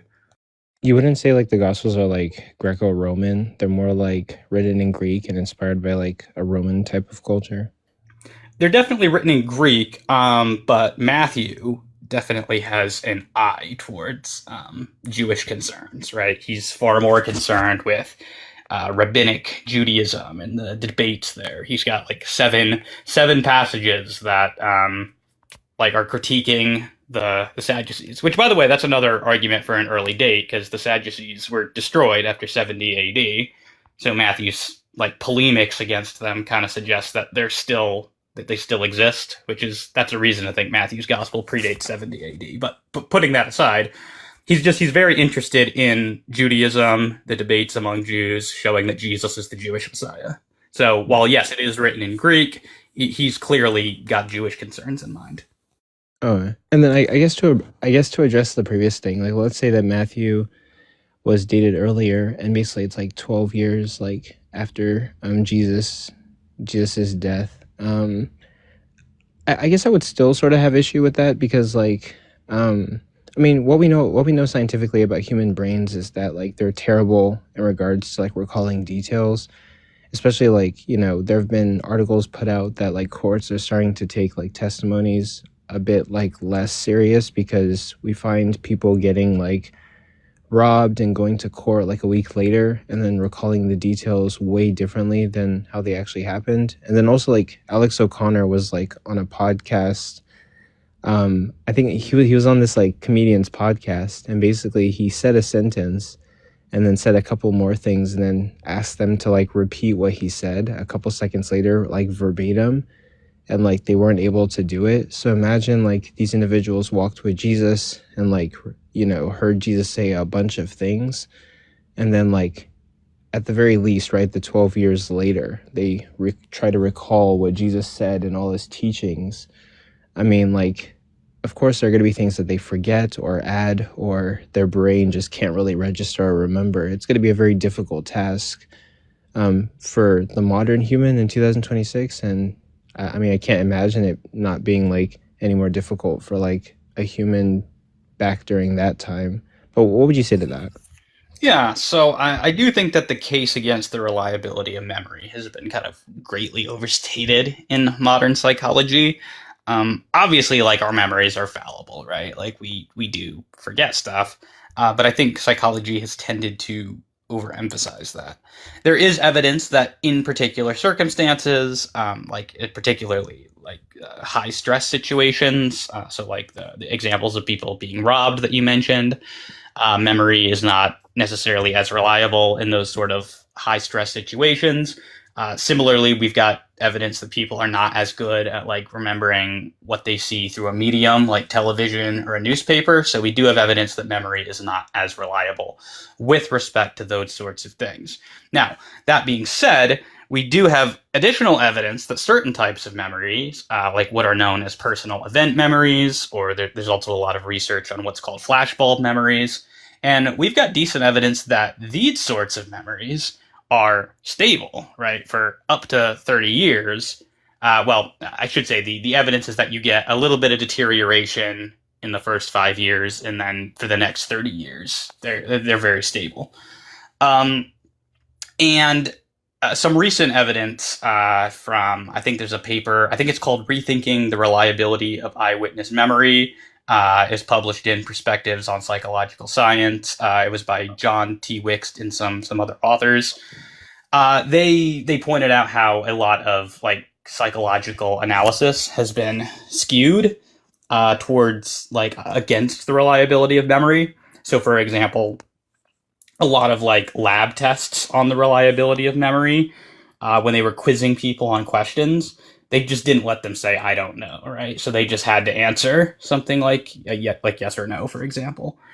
And that was part of what was been like driving sort of conclusions towards lower, towards a lower or a worse perspective on the reliability of memory. But what they found is that when you actually like let participants in these experiences or in these experiments say "I don't know" as opposed to being forced to answer yes or no, then the accuracy rates shoot up to 88%. So to some extent, I think that the psychological research here has been skewed. So sorry, that was a mouthful, but those are some of my scattered thoughts on memory. Oh, no, you're good. So do you think that like even given that like do you think that even given that and decades apart, these events being separate, these events from when they were written being separated, do you think that like the gospel authors are going to be able to like detail Jesus's life with like perfect accuracy and like recall everything that Jesus said like to the T and like write it all down? Yeah, probably not perfect accuracy, but I do think memory indicates that our memories are generally pretty good at getting the job done, right? So they can get the basic gist of it. I don't think they're giving us Jesus's exact words anyway, because I think he spoke Aramaic, right? And the Gospels are written in Greek. So, I mean, I'm going to say that they are generally reliable. I'm okay with there being a few good faith errors, a few good faith mistakes. Or even like the occasional they misremembered something. But I don't think that's like you can explain the whole gospel that way. Yeah. Okay, I have two more questions. I have a lot of questions, but I'll just do like two more, and then like I'll drop. That'll be it. And then I guess I'll follow you. Hopefully you follow me back, and maybe we could talk in the future. But I guess my last two questions would be, so like, do you find it problematic that like so the Gospel of Mark comes out, but then like other gospels are like adding stuff as they're getting dated like later on, and it seems as if they're like adding details or making up certain events, such as like Matthew talks about when Jesus resurrects from the dead. Other apostles or other holy people raised from the dead and come out and start greeting people, but no other gospel talks about this. And I mean, Luke is supposed to be a firsthand account, and he doesn't even talk about like people raising from the grave to greet people, as well as like, I mean, if we talk about like Papias or like other people, outside sources don't even talk about like a mass like grave raising. Do you find like this to be like problematic? Matthew sort of like adding an event that nobody else really knows about or talks about? Well, you might remember I do think that Matthew's the first gospel to be written, right? So I don't think we're adding details to Mark. I hold to what's called the Griesbach hypothesis. So I think Matthew's the first gospel, Luke is the second gospel, and that Mark is actually the last of the synoptic gospels to have been written. But to like address your question about sort of Matthew's story of the rising of the saints, I do actually think we have another source that corroborates that, right? It's not a gospel, but we do seem to, there's this early Christian text called the Odes of Solomon that seems to record that event happening. It doesn't appear to be literarily dependent on the synoptic gospels. There's no reason to think that it is. And it's first century, or at least I think most scholars think it's first century. There might be some who put it early second century. But point being, it's a reasonably early source that does appear to corroborate this. And then just to the more general point about like why don't the other gospels mention it, I think there's a tendency for us to sort of misread Matthew there and think that he is like describing this like earth shaking event where like hundreds of people are coming out of the tombs, right? And I really don't think it was like that, because we have to remember that Jewish people did not like ordinarily bury people in tombs. People are put in tombs like right after they die, but only until their flesh decomposes, and after that they move to an ossuary, right? So the vast majority of people who died in Judea, they end up in an ossuary, not in a tomb. So it's only going to be those saints who died relatively recently. And I mean, that could be half a dozen people for all we know. So I don't think it's like this earth shaking event like a lot of people tend to think. And so kind of once we appreciate that, it's less surprising that Luke and Mark and John don't talk about it. So they basically like missed out on like maybe like a handful, like 5, 6 people that also rose from the dead with Jesus, and they didn't write about it. Yeah, I mean, here's the thing, right? Matthew is a gospel written for Jewish people. So it's really easy to see why he would include this event. Like Luke is already the longest of all the gospels, and it's written to a Gentile audience. So like we could maybe understand why he didn't prioritize that, because like this is Jesus's story. So I could see why he would leave it out. Mark, again, on my view, is the written version of a sermon that Paul preaches at Rome. So he doesn't, if Peter didn't include that in his sermon, then it's not going to make it into the gospel. And as for John, like John is explicitly supposed to be supplemental to the synoptics, at least according to Clement of Alexandria. So because Matthew already has the story, he's not going to repeat it. So that's kind of broadly my thoughts on why the other 3 gospels don't include the story. I wanted to kind of chime in too really quick, Coco. Like, let's say, let's just grant like, conflicting stories or just even like these bizarre additions and things like that. What I would say is like, you get like conflicting reports, you get contradictory reports. This is kind of like true of any major historical event. We brought this up earlier. You might not have heard it, but like, something like the Titanic sinking, like when that sunk, like some survivors say the ship broke in half. Other people say it didn't. One of the officers on the ship said it didn't. So you had all these conflicting reports, the ship speed, like the sequence of events, all that kind of stuff, the warnings. But we know the event like happened. Same with like the JFK assassination. People disagreed about like the number and direction of the shots, sequence of events. And there's people even like more recently that have like contradicted what the Warren Commission found, back in the day when it wrapped its investigation. But we still agree, like, even with conflicting or contradictory reports from eyewitnesses or even some of these peripheral issues, like the core events still happen. So it's kind of like what I said at the outset of this is like what I think a lot of times happens is that most of the objections to the reliability of the Gospels is basically special pleading. We apply this like anachronistic standard on the Gospels that we don't apply to anything else, like from that time period, or even like relatively recently, like some of the examples I brought in. And a lot of it is because we're just not aware of this, and even, what you mentioned about like, well, it seems like even if like 5 or 6 people rose from the dead in this cemetery situation, seems like that had been written about or whatever. But it's like, again, there's lots of things in history that just don't survive. They don't make it. I brought these up earlier. Hannibal's attack on Rome. There's no surviving contemporary accounts from Carthage that this happened. Like the earliest surviving account comes like 70 years later. Spartacus and the Servile War. You have like tens of thousands of like slaves revolting in the city of Rome. The earliest account comes 150 years later. Like stuff just doesn't survive. So it's like, if we don't see something like that peripherally, I think this kind of, what I'm trying to say kind of addresses it maybe in a two-pronged approach here. Like, we're not going to expect to see everything survive or be documented, even major things. It's not uncommon. The other point is like, even if they are like bizarre or contradictory, that's pretty common for like a historical event. So I don't know, just something to think about. Yeah, might I be able to? Oh, well, sorry. Go ahead, Coco. Or actually, go ahead. I'll go after you. Well, I just wanted to see if I could ask you a question, perhaps. No. Would like if another gospel did record the rising of the saints, like how much would that actually do to increase your credence that the event happened? Um, it would make it like a little bit more probable. So somebody asked me the same question earlier too. Like, so so I'm not a mythicist, but I've heard like good arguments for like mythicism. I guess so I'm sort of looking into it. But I can grant at the basic level that like Jesus existed and he was crucified and he was some kind of like apocalyptic preacher during that time because so many people write about him. There's so many like different accounts of him, like internal and external to the Bible.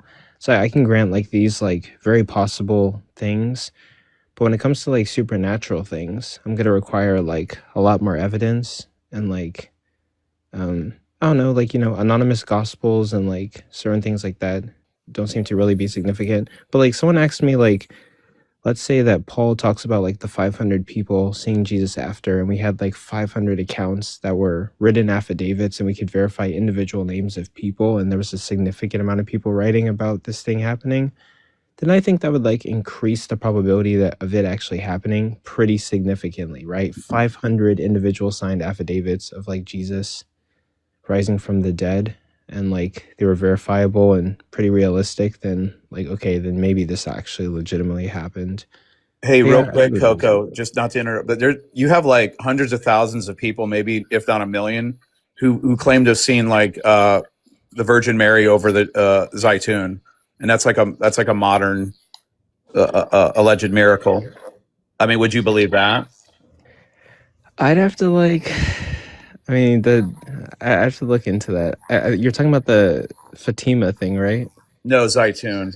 Oh, Sorry to interrupt. I'll let you finish your point. I just wanted to put that out there. So Well, just the mhm. reason I asked the question, right, is because like I presume you're not going to accept something like the virgin birth just because it's reported in both Matthew and Luke.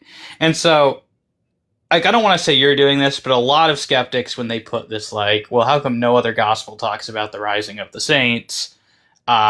Like as if it would somehow raise the credibility of it to them if another gospel did.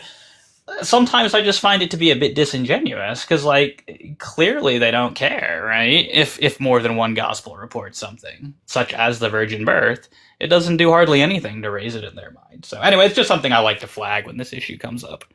Oh yeah, no, I think that's totally fine. But like, I mean, do you acknowledge that like it is kind of hard to believe that like supernatural things like occurred? Um, and actually, that is a good point. Like, let's say that Luke did write about it. I mean, but it's kind of really hard to believe that these supernatural things occurred. Like, a lot of it's going to be like faith, and it is defying like what we know about like science and like the laws of physics. So, like, I don't know, as many like firsthand accounts as we can get would be like very helpful. Um, and like I guess like anything else, but um, Do you think the quality of the accounts also matters? um. Probably, yeah. I mean, especially given like people who are like they walked with Jesus. So like they held hands, walked with Jesus. They were the closest thing we've got to Jesus. And so, And yeah. if those same people are willing to die for Jesus, I think that that is significant, right? Because I think that's a significant like evidence of their sincerity. And so that's just kind of like I agree with you. It can be very difficult to believe supernatural claims.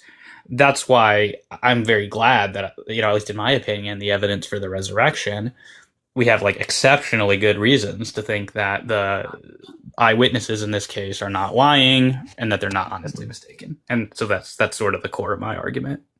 Well, also like I've heard that argument before. Like they were willing to like die for these beliefs, and like they wouldn't die for a lie. So like I grant that like they wouldn't die for like a lie unless they were like really like compelled to die for this lie. So I mean I could grant that they actually believed like what they were dying for. But I mean, we also tend to see a trend of people dying for things that are not true, in many different cults, right? I mean, we have people who died for like Islam. We have people who drank cyanide and died for the one cult. I say his David name all the Koresh. time. Yeah, the Jonestown cults. They all drank cyanide and died. Then there's the Heaven's Gate cult. They all like committed like self-unalivement.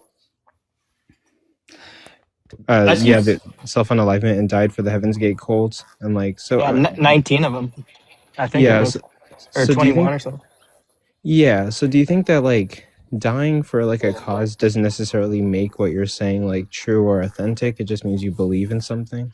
Yeah, and to be clear, like that is the point, right? Is to say that this is evidence for their sincerity.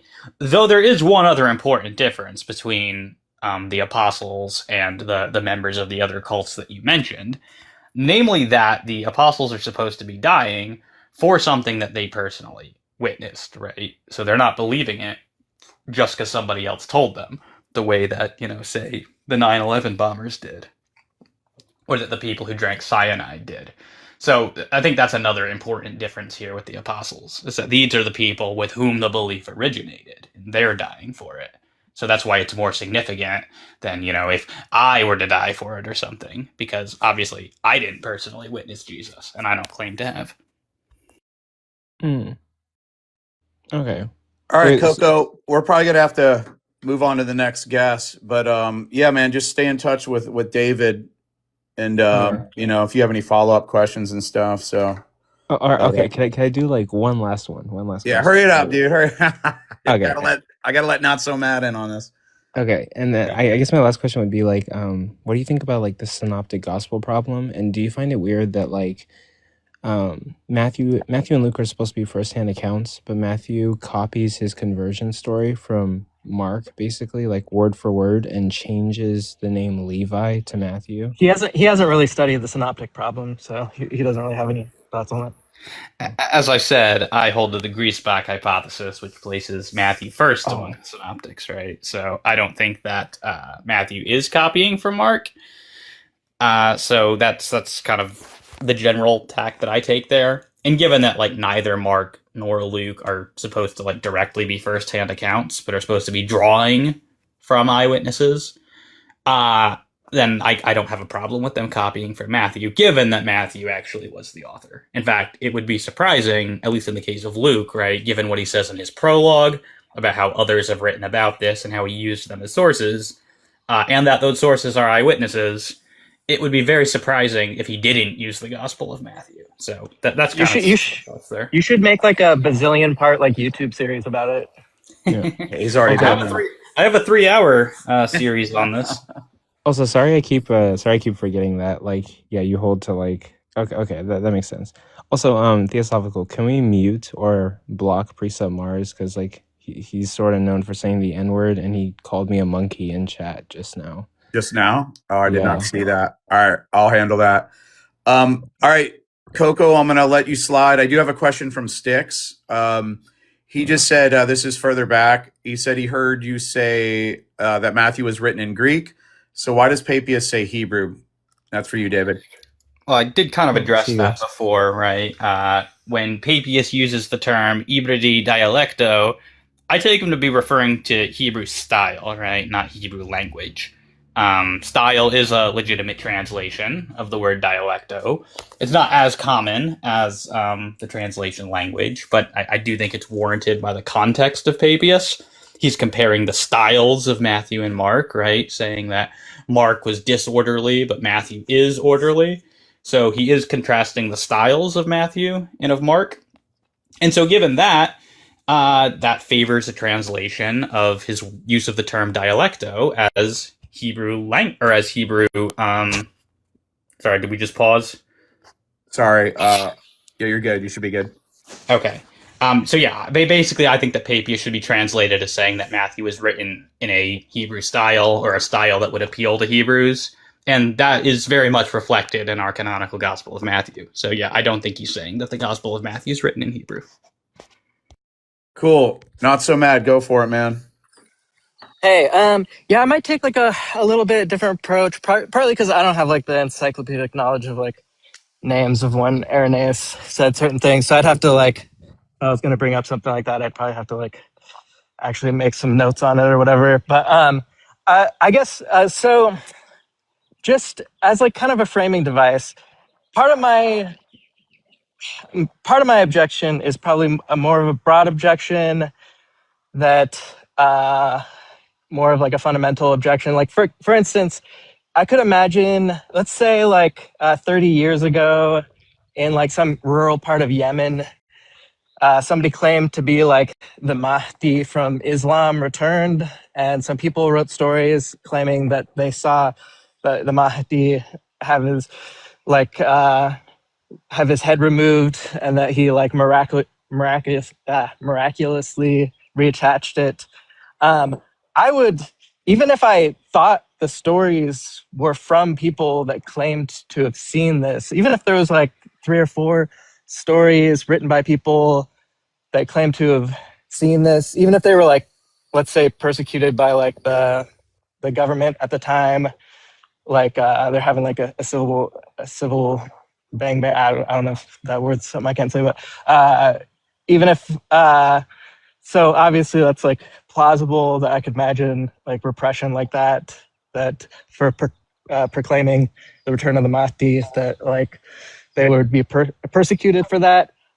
That still would be like, I'd be like, do you have any like film of this? Do you have any like medical documentation of this? Do you have any like, even like, partly because my it probably does partly have to do with my priors of Islam being true, and like other claims surrounding it are so low that I already am skeptical of any claim in support of that to begin with. But especially such an extravagant claim as like the Mahdi returning and like miraculously surviving unalivement, I would have, I don't know, like a really hard time believing that based just on a few testimonies.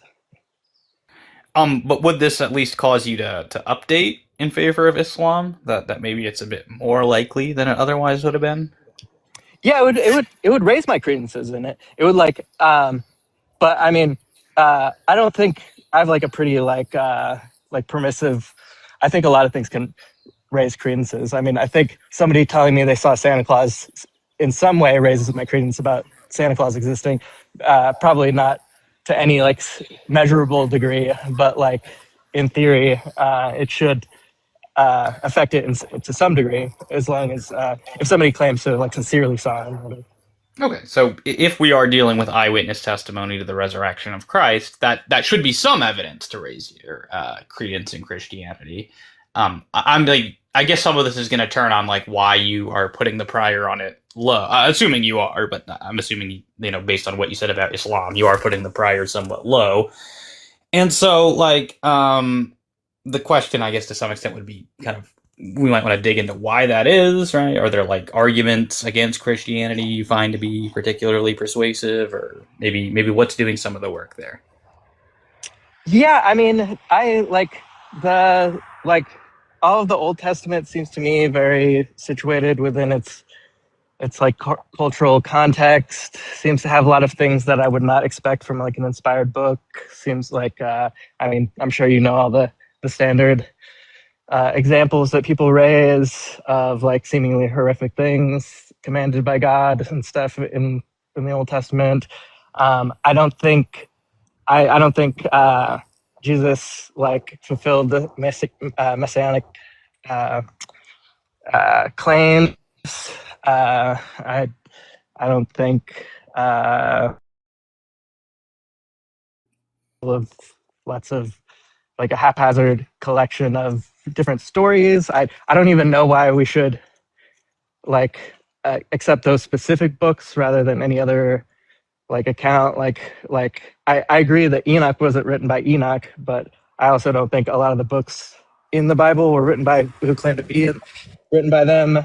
So like aside from like just like that's the tradition of the church, I don't understand why I should accept a lot of the books. I like the religion the religion doesn't really make sense to me. Original sin doesn't really make sense to me. I mean, I guess it's like a lot of it would be we'd have to I don't want to drift too far from the topic. Yeah.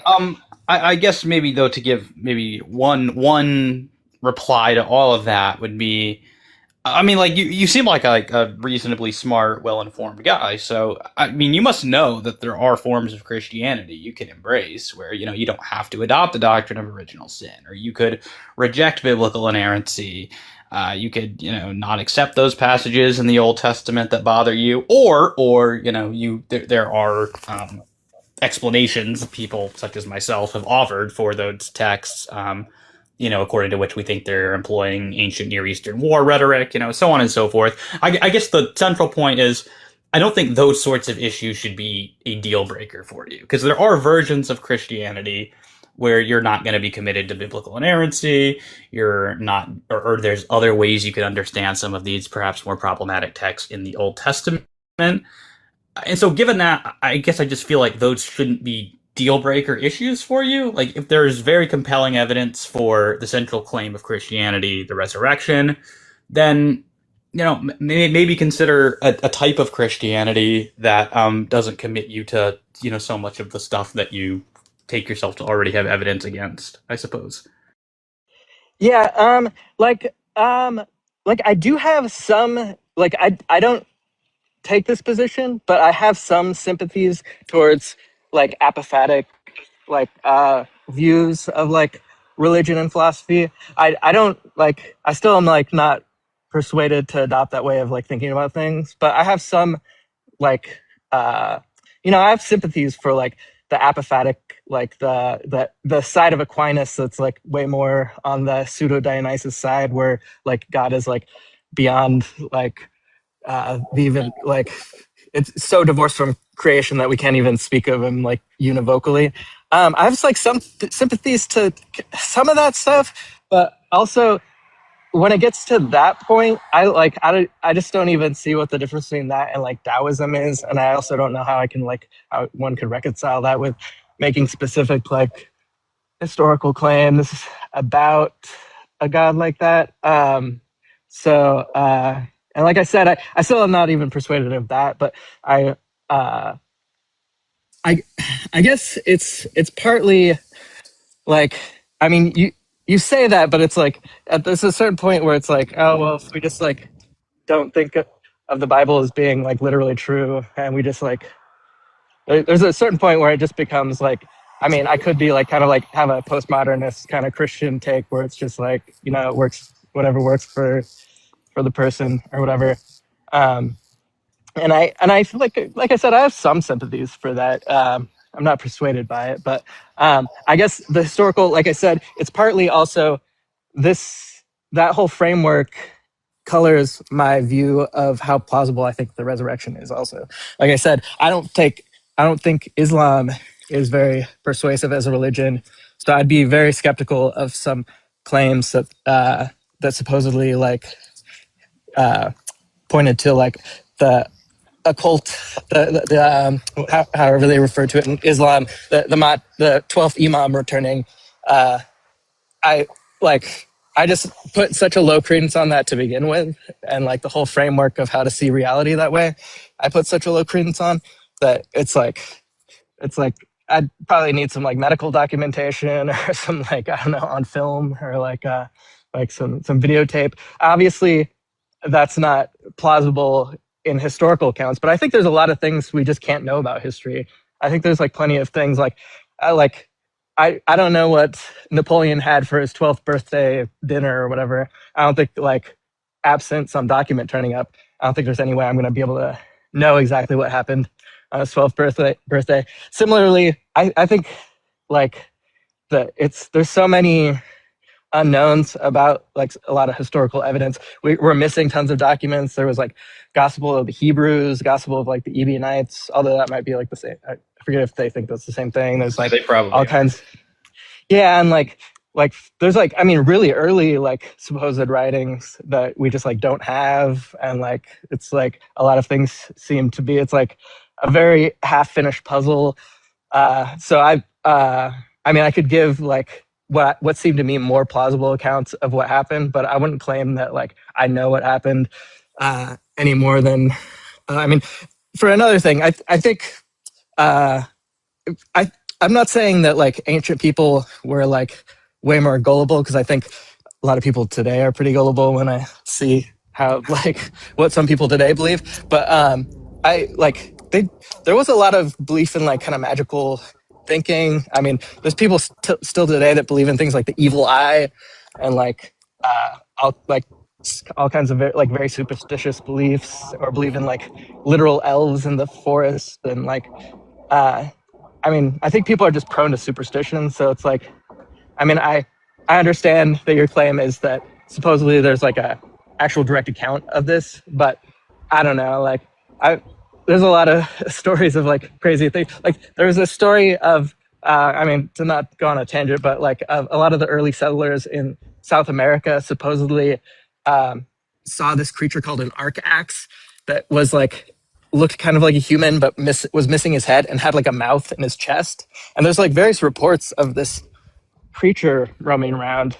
And like, what happened? Did they see like an animal and mistake it for an arcax? Or is this completely invented? Who knows? It seems implausible that there was like a headless monster roaming around in South America, but you know. Hey, I just wanted to put out really quick. I tried to invite Apollo back up. He was here earlier and he had to dip. So if he comes in, I'm going to high priority him. Let me make a point to you, Not So Mad, really quick. So let's see. Let's say like theism or some kind of designer. Like let's say that hypothesis predicts most of the data you see. Like even here, there's sort of like presuppositions you're having about like like Old Testament narratives and things like that. Like it seems like you're relying on like your moral sensibility and all that. Like it's truth tracking and all that kind of stuff. Let's just say like most of the evidence is explained by like some form of theism of some brand. Like that explains most of the data better than something like naturalism or whatever. But you still have like these pockets of like there's like tension in areas that you just can't reconcile. Like we do this all the time, like in physics, like this is something you follow, but like quantum mechanics and like general relativity are just like utterly incompatible. But like science doesn't throw them out. Like they're basically contradictory, but we don't throw that out. We just like live with it because they both have predictive power, and we just kind of like, okay, we just have to deal with this. What if like Christianity's like that? Like if most of the data is just better predicted by it, fine tuning, psychophysical harmony, morality, the resurrection, all that kind of stuff. If most of the evidence favors it, then I would say just live with the tension of like, I don't know how to reconcile, because I don't, you know what I mean? I don't know how to reconcile these things. And I think most people don't either, but there's so much evidence in favor of it that it kind of like, it makes it bearable, you know what I mean? And especially if like, for me, like personal experience is probably the biggest reason I am a Christian. So I have areas of tension, but like the overall evidence is just so favorable towards it, or at least some form of theism, that I'm okay with that. I can live in tension with these pockets. So something to think about. Yeah, I guess where I would differ is like I don't find those things to be pointing very like towards theism, even like a general like deistic theism, like, and like it seems to me like to me honestly, like the biblical account just like makes absolutely no sense to me. Like either you take like the Garden of Eden as allegory, in which case it's hard to see how it could have like the metaphysical implications it's supposed to have, or you take it as like literal, which obviously is untenable like in light of evidence. And then, or you could take it as like some sort of like in between. Like I think William Lane Craig tries to have like kind of like an in between view where there's like evolution, but then like God imbues like Homo sapiens at some point. I haven't read his book. I just like I've heard him talk a little bit about it, but I haven't read, so I don't know exactly his view. But he seems to have like some kind of combined view. They just like it's. I mean, honestly, to me, it makes very little sense. It seems like very much like a product of its time and location, and yeah, I don't want to get us sidetracked on other theological topics or whatever, but I don't know if David, if you had anything to say. I don't want to draw us into like I know this is specifically about the resurrection. So.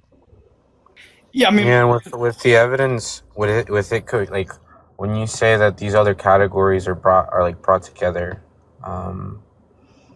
the categories can also be explained in different ways, just in the nature of the categories themselves.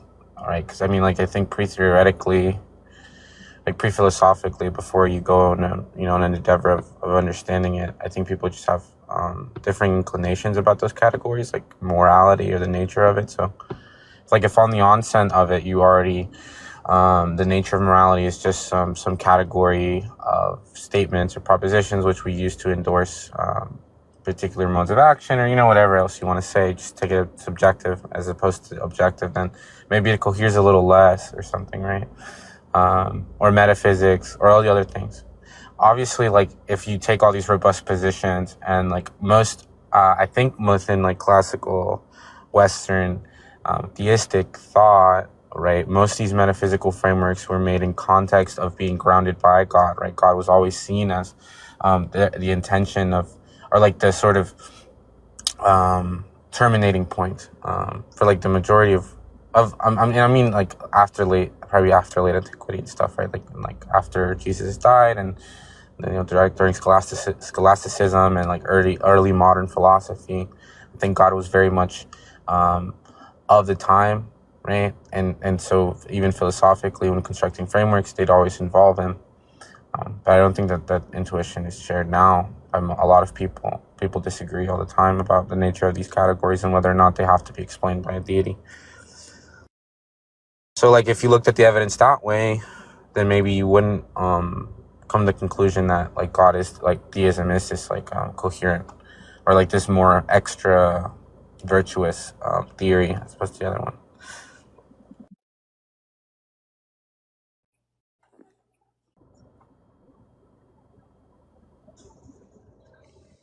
I had one other point I could bring up, but I've also talked a lot, so I don't want to like over dominate. ISO, did you have anything regarding the topic? Questions? I'm actually extraordinarily under-equipped. I'd get spanked, especially by this guy. This guy seems smart. I'm like, I've rarely ever argued the resurrection. Yeah, that's how he reads, man. He reads like crazy. He reads in the shower. He reads everywhere. On the specifically resurrection topic, I'm curious, David, what you would think about this. Like, I mean, I'm sure this is something that people have talked about, but I actually don't know, like, if this is like a point that people brought up. Like, I could imagine, like, let's say I have a letter that's addressed to me from like my mom or something like that, and it seems like legit. It seems like her handwriting and whatnot. And I received this letter, and in it, she seems to be sincerely saying that she saw like a dragon or something, like, or she seems to be like sincerely like pouring her heart out about some like very improbable event, possibly like miraculous event. To me, I think the mere fact that that it has that content, to me, lowers my credence even that it's a letter from her, even if on face I thought it was like that it was well evidenced that it was from her. The fact that the contents, and let's say like I just knew my mom wouldn't write like something like just like as a joke like this, like I mean that's not the kind of thing like my mom would like make like a joke about. So it seems like improbable that this is like some joke that she's like telling. I think in that situation, the mere fact that the contents are so improbable should lower my probability that it even has the providence that I thought it had. That seems wrong to me. Like, I could see you maybe going to the conclusion that, like, she's getting dementia or Alzheimer's or something. Those would seem to me to be, like, the first options I would go to, rather than that this is, like, not coming from your mother at all, like, absent some good reason to think that it is. All the more so, if you get like you call your dad up, right, and you're like, "Hey, is mom okay?" And he's like saying, "No, yeah, we saw a dragon." Then, like, at that point, I think you should probably begin to be like, okay, they probably at least saw something, because it's unlikely that they're both going demented at the same time. Add some more sources to that, then like I think you should definitely at least start thinking that like there's something that they saw, right? It seems weird to me to say the first move would be to start doubting that it comes from your mother. I feel like we would start thinking that there was like there's a mental issue there.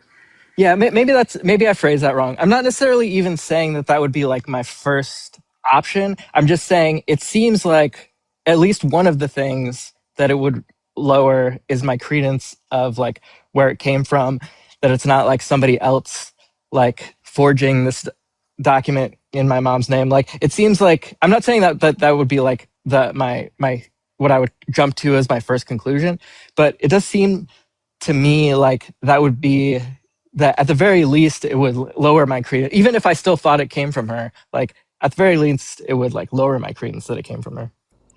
What if you're getting similar reports from like things that are equally well evidenced to be like from your dad and your uncle and your brother?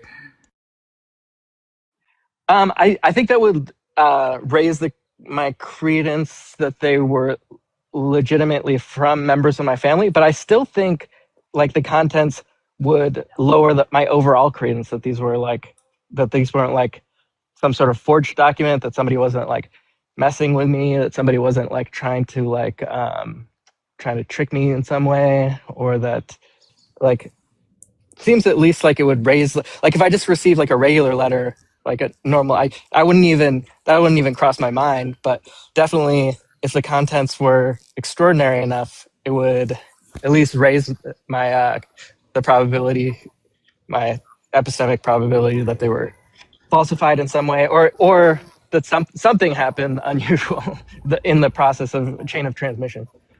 I mean, my first like go to there is definitely going to be that like they saw something and like they are mistaken about it, or maybe someone's pulling a prank on them or something, right? Like I don't know. It'd take quite a bit to start getting me to the place of like, oh, I think like someone else is sending me letters that like look exactly like they came from all of these other people that I know. You don't think you wouldn't lower your credence at all that it was like actually from that, like somebody hadn't like forged something in your parents' name, or like It would to me. I mean, at Absent some least a little specific bit. reason to, probably not. If it was like something uncharacteristically, something that my mom would just never say, I'd be like, oh, I don't feel like that my mom wrote this or something, right? That's about Yeah, it. but I'm saying, what if we add to the hypothetical that now you've got like four different People sources? affirming it, yeah, different people, yeah. Then I'd be a little bit more receptive to be actually being from my mom, yeah, of course. Yeah. Hey, I wanted to ask David. This I forgot. Alacrity brought this up. It was like, what do you think of? I have my thoughts on this, but you've probably heard like, have you heard of the stalking horse response? I mean, yeah, that I generally hear that in the context of theistic argument, which I mean, I guess to some extent this is one, but I have heard of it. Yes. Yeah. So basically, hey, we have an alternative hypothesis. It's aliens, not God raising Jesus from the dead. There's nothing like, there's no divine like explanation. What are your thoughts on that? I have my thoughts, but I have many thoughts on that. The first one being like, I don't know if I had to go there to like get around like I don't know like a putative miracle in Islam or Mormonism, I would be pretty uncomfortable. Be like, man, I'm really having to resort to aliens to explain away the evidence for a Mormon miracle. Like, maybe I'm being intellectually dishonest. I don't know. So that's my thinking on it. Is that like it's kind of a win if that's where the skeptic has to go. Um, Another point is that it's not actually disputing the resurrection, right? It's granting the resurrection. It's just disputing that God is the one who raised Jesus from the dead. So it actually grants the case, right? It's just trying to offer an alternative explanation for it. But to get to the substance of it, right? Like why is God the best explanation if Jesus rose from the dead? And I think the explanation is that this is the explanation for the resurrection that's suggested by the data itself, right? In the Gospels, the resurrection of Jesus is presented within this religio historical context as the vindication of Jesus' divine claims, right? This is presented as God's vindication of Christ, right? Christ who would otherwise be making blasphemous claims, right? But because he's raised from the dead by God, right? Or at least thought to be by God, that's supposed to be the vindication of what would otherwise be blasphemous claims to deity. Now, can aliens explain that? Sure, but that's not suggested by the data, right? So that's sorry. What's that? I don't agree with the alien. Like I think that I agree with you. It's pretty I think they're just being obtuse on purpose, and I don't really think that it offers much of an explanation at all, right? Because we have like no priors on aliens or anything like that. But I think that sometimes when people, maybe people who are less read on the topic are trying to say when they say that, it's just not. I mean, I even grant that these people truly believe the things they wrote. I mean, but that they're still, it's like they just really all they're trying to say is, and really all it's representing is the fact that they have such, like in their web of beliefs, the sort of pillars or the fundamental beliefs that they have.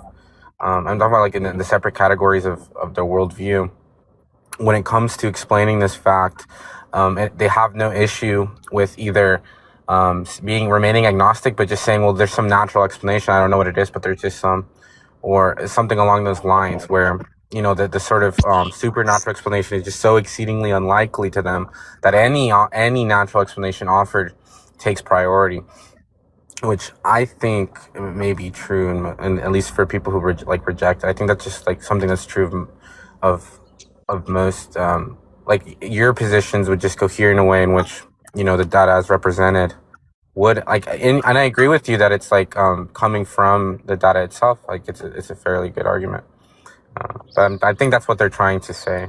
I don't know, I could be wrong. Well, I would say too that like currently, I mean, I don't really believe in any like kind of like miracle claims. That at least I haven't been convinced of any.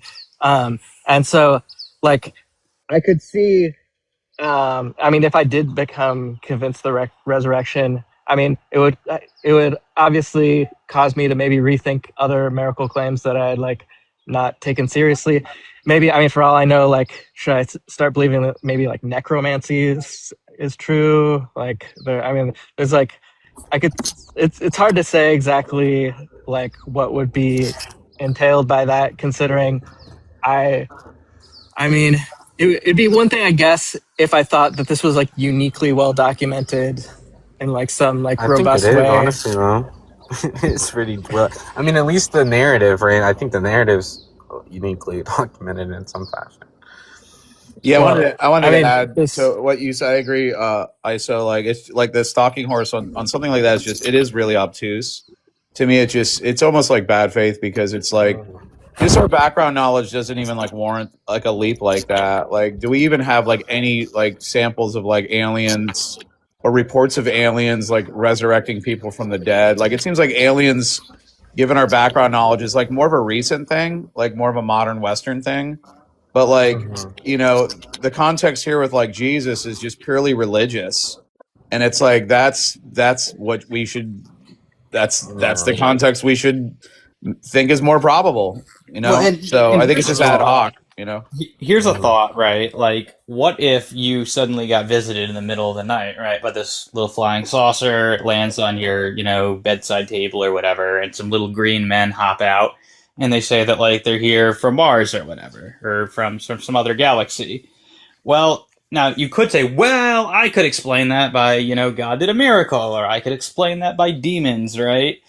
But like clearly the explanation suggested by the data is that you're being visited by aliens. And so similarly, the resurrection, right, is presented as God's vindication of Jesus' divine claims. The data is suggesting that this is a divine act. Yeah, I mean, I guess it depends also like how, like what your priors on like naturalism are. Because I mean, the benefit that the alien claim would have is if you were like really committed to, if for instance you thought you had like a deductive argument for like naturalism or something like that. I'm not saying that that's like my position, but most of the time it's essentially just stating, hey, look, no matter what the natural explanation is, it's just already more, in some fashion, it's just more it takes priority over the supernatural one, because it's positing these rare like these odd entities that are very unlikely, or just they're so unlikely that it's basically it's standing on equal footing with the supernatural explanation. I mean, I disagree with. I mean, to like slightly like this isn't quite that position, but I could imagine saying things like, I mean, there's like evidence from like Asclepius cults where like people, like tons of people claim to have been healed by the god Asclepius. So one thing you could say is, oh well, maybe there's like, I mean, it's like, how exactly would you place that in in your background, or like how would you update your knowledge based on that? Would you like, oh, like I could believe like, oh, maybe it's like demons like trying to trick people in the name of Asclepius from the one true God, or like maybe there are people that just have like the power to like heal, and like I said, maybe it turns out that some people do have like necromancy powers. I mean, it all depends on like, at that point I'd have to like really, it's hard to say how I would Yeah. update things, because like I would have to like, at that point I have to like really like investigate. Like I thought I like didn't find these like miracle claims persuasive, but it's, if you believe at least one Yeah, miracle the you're claim is true, Christian. you have to You're talking about the reevaluate. what is it called? I can remember it, but you know, there's a set of miracles that the Catholics always argue. Those are interesting, yeah, and I mean, um, yeah, they're interesting though, especially the one revolving the sun and all those people. That was pretty cool. I can't remember what it's called. I don't know if that's one of them. I just remember that one always. Fatima. Yeah. Those are interesting. I mean, although you know, with I don't take like a hard, you know, because I really don't. I'm not well read on this topic. I'm gonna be honest. So I don't take a hard stance on any natural explanation, but I will say that I don't find it hard to posit a natural explanation, which explains the data and doesn't have to commit you to new qualities, right? But that's coming from the perspective of like. First of all, I'm really a quietist on most of my metaphysics, but I'm maybe some form of monist, a naturalist, or something. And so that's coming from that position where, you know, I already think that all things are natural, and so obviously the natural explanation is going to take priority. But I do have to probably go about learning about the historicity of all the claims. But just based off what I know currently, I don't think that the resurrection actually occurred. Like, I don't think there's like a metaphysical Jesus that like resurrected and all that sort of stuff. I think people believed it for one reason or another. That's all.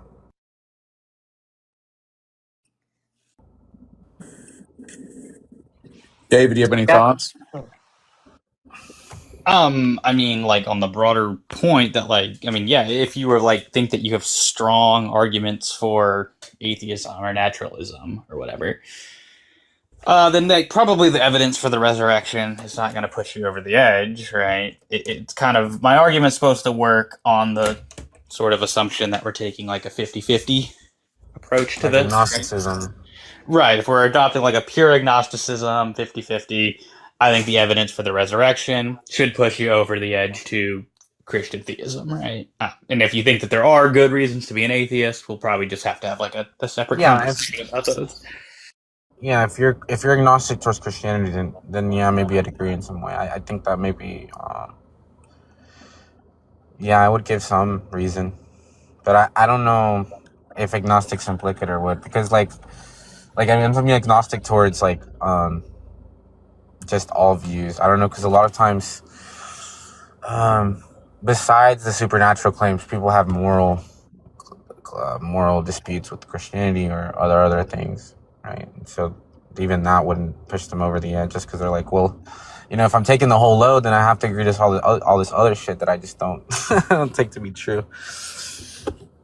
Which I think is what stops the majority of people from being Christian. I think, like, at least a lot of atheists, I think so. It's just moral disputes, if that makes sense, or like Yeah, so I pick up on that a lot, but it's kind of like, I feel like there's so many things being taken for granted there. Like it seems like a lot of these same people that will have like these moral issues or these intuitive objections, it's like they're assuming without argument like their moral intuitions are tracking something true, and it's like, well, then how do you ground that? Like, how do you like best explain that on your view? Like, if you, to me, it's like if you kick God out of the front window, he comes back, or if you kick God out of the front door, he comes back in through the window. You know what I mean? It's like how do you even like account for that on like naturalism or something? You know, just my thoughts.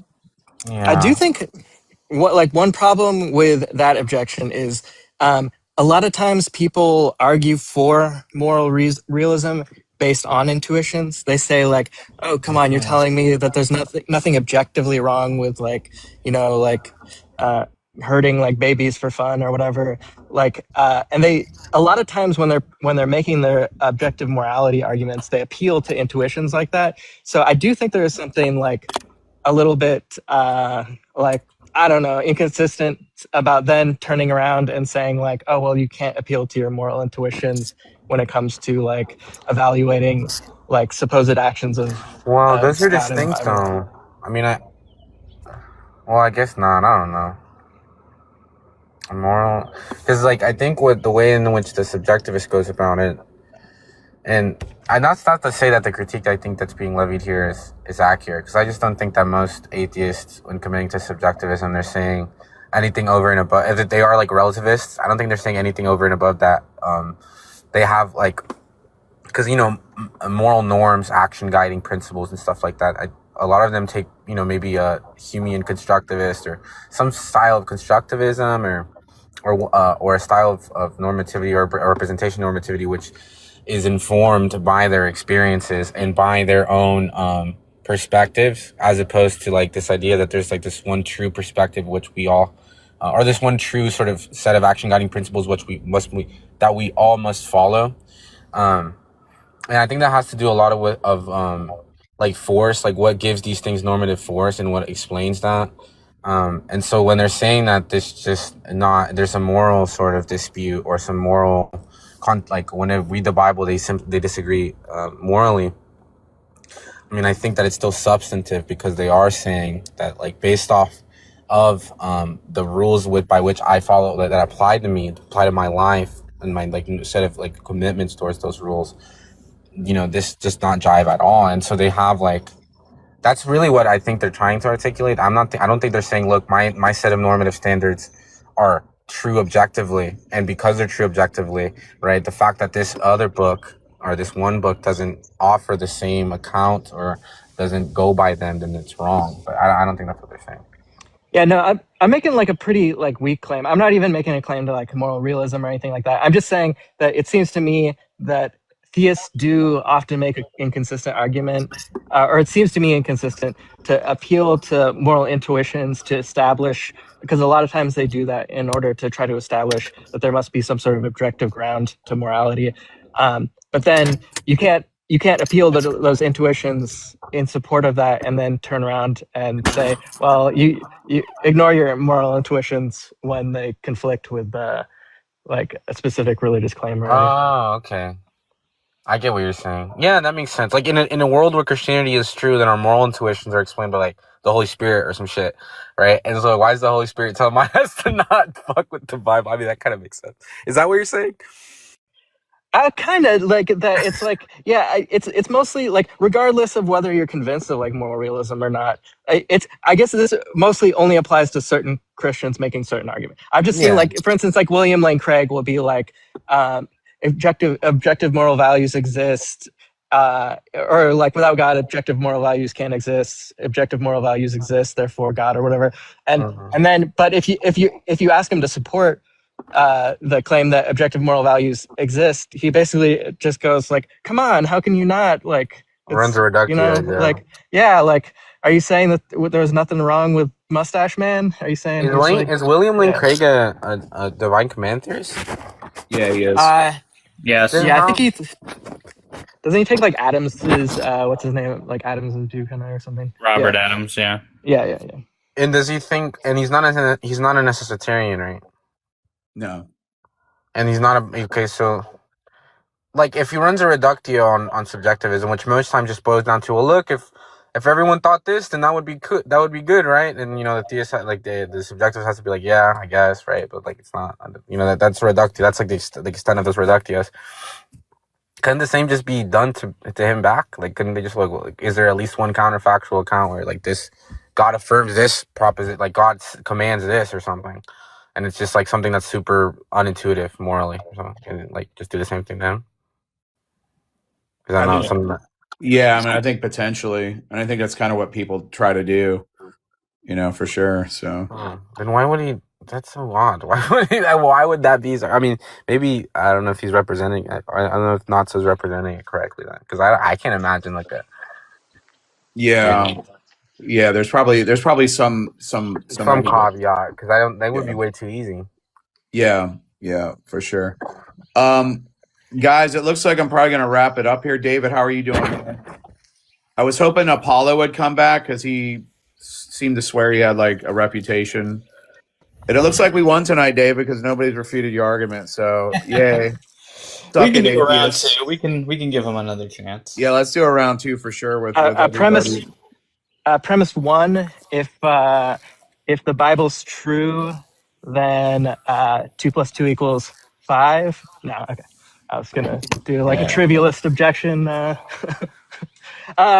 Yeah, it was good. It was good talking. Yeah, I definitely would have to like. I don't have like the brain to just off the top of my head remember all the dates of all the church fathers and all that stuff. So I definitely would have to more study up on that if I wanted to like raise more objections, because I know David's got that stuff on lock. So I wasn't even gonna necessarily try to bring up any of that off the top of my head without like brushing up on it at the very least.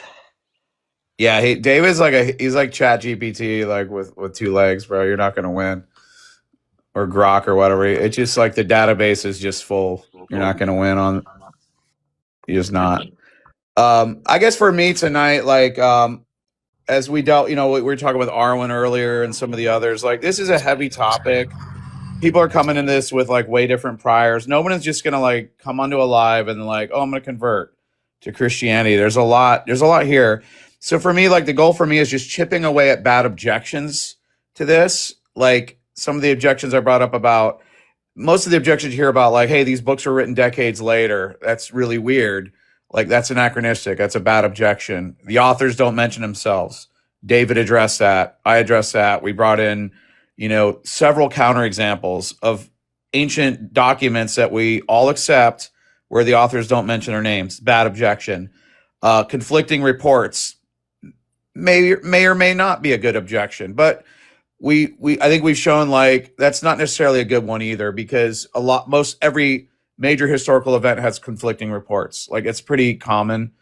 Surviving contemporary accounts, again, bad objection. We have so many counterexamples where we have some event and there's just no surviving contemporary accounts. We don't like adopt global skepticism of the ancient world because of things like that. So if anything, like I just hope it helps like push the discourse further and makes, remove some of these bad objections to like the gospel testimony.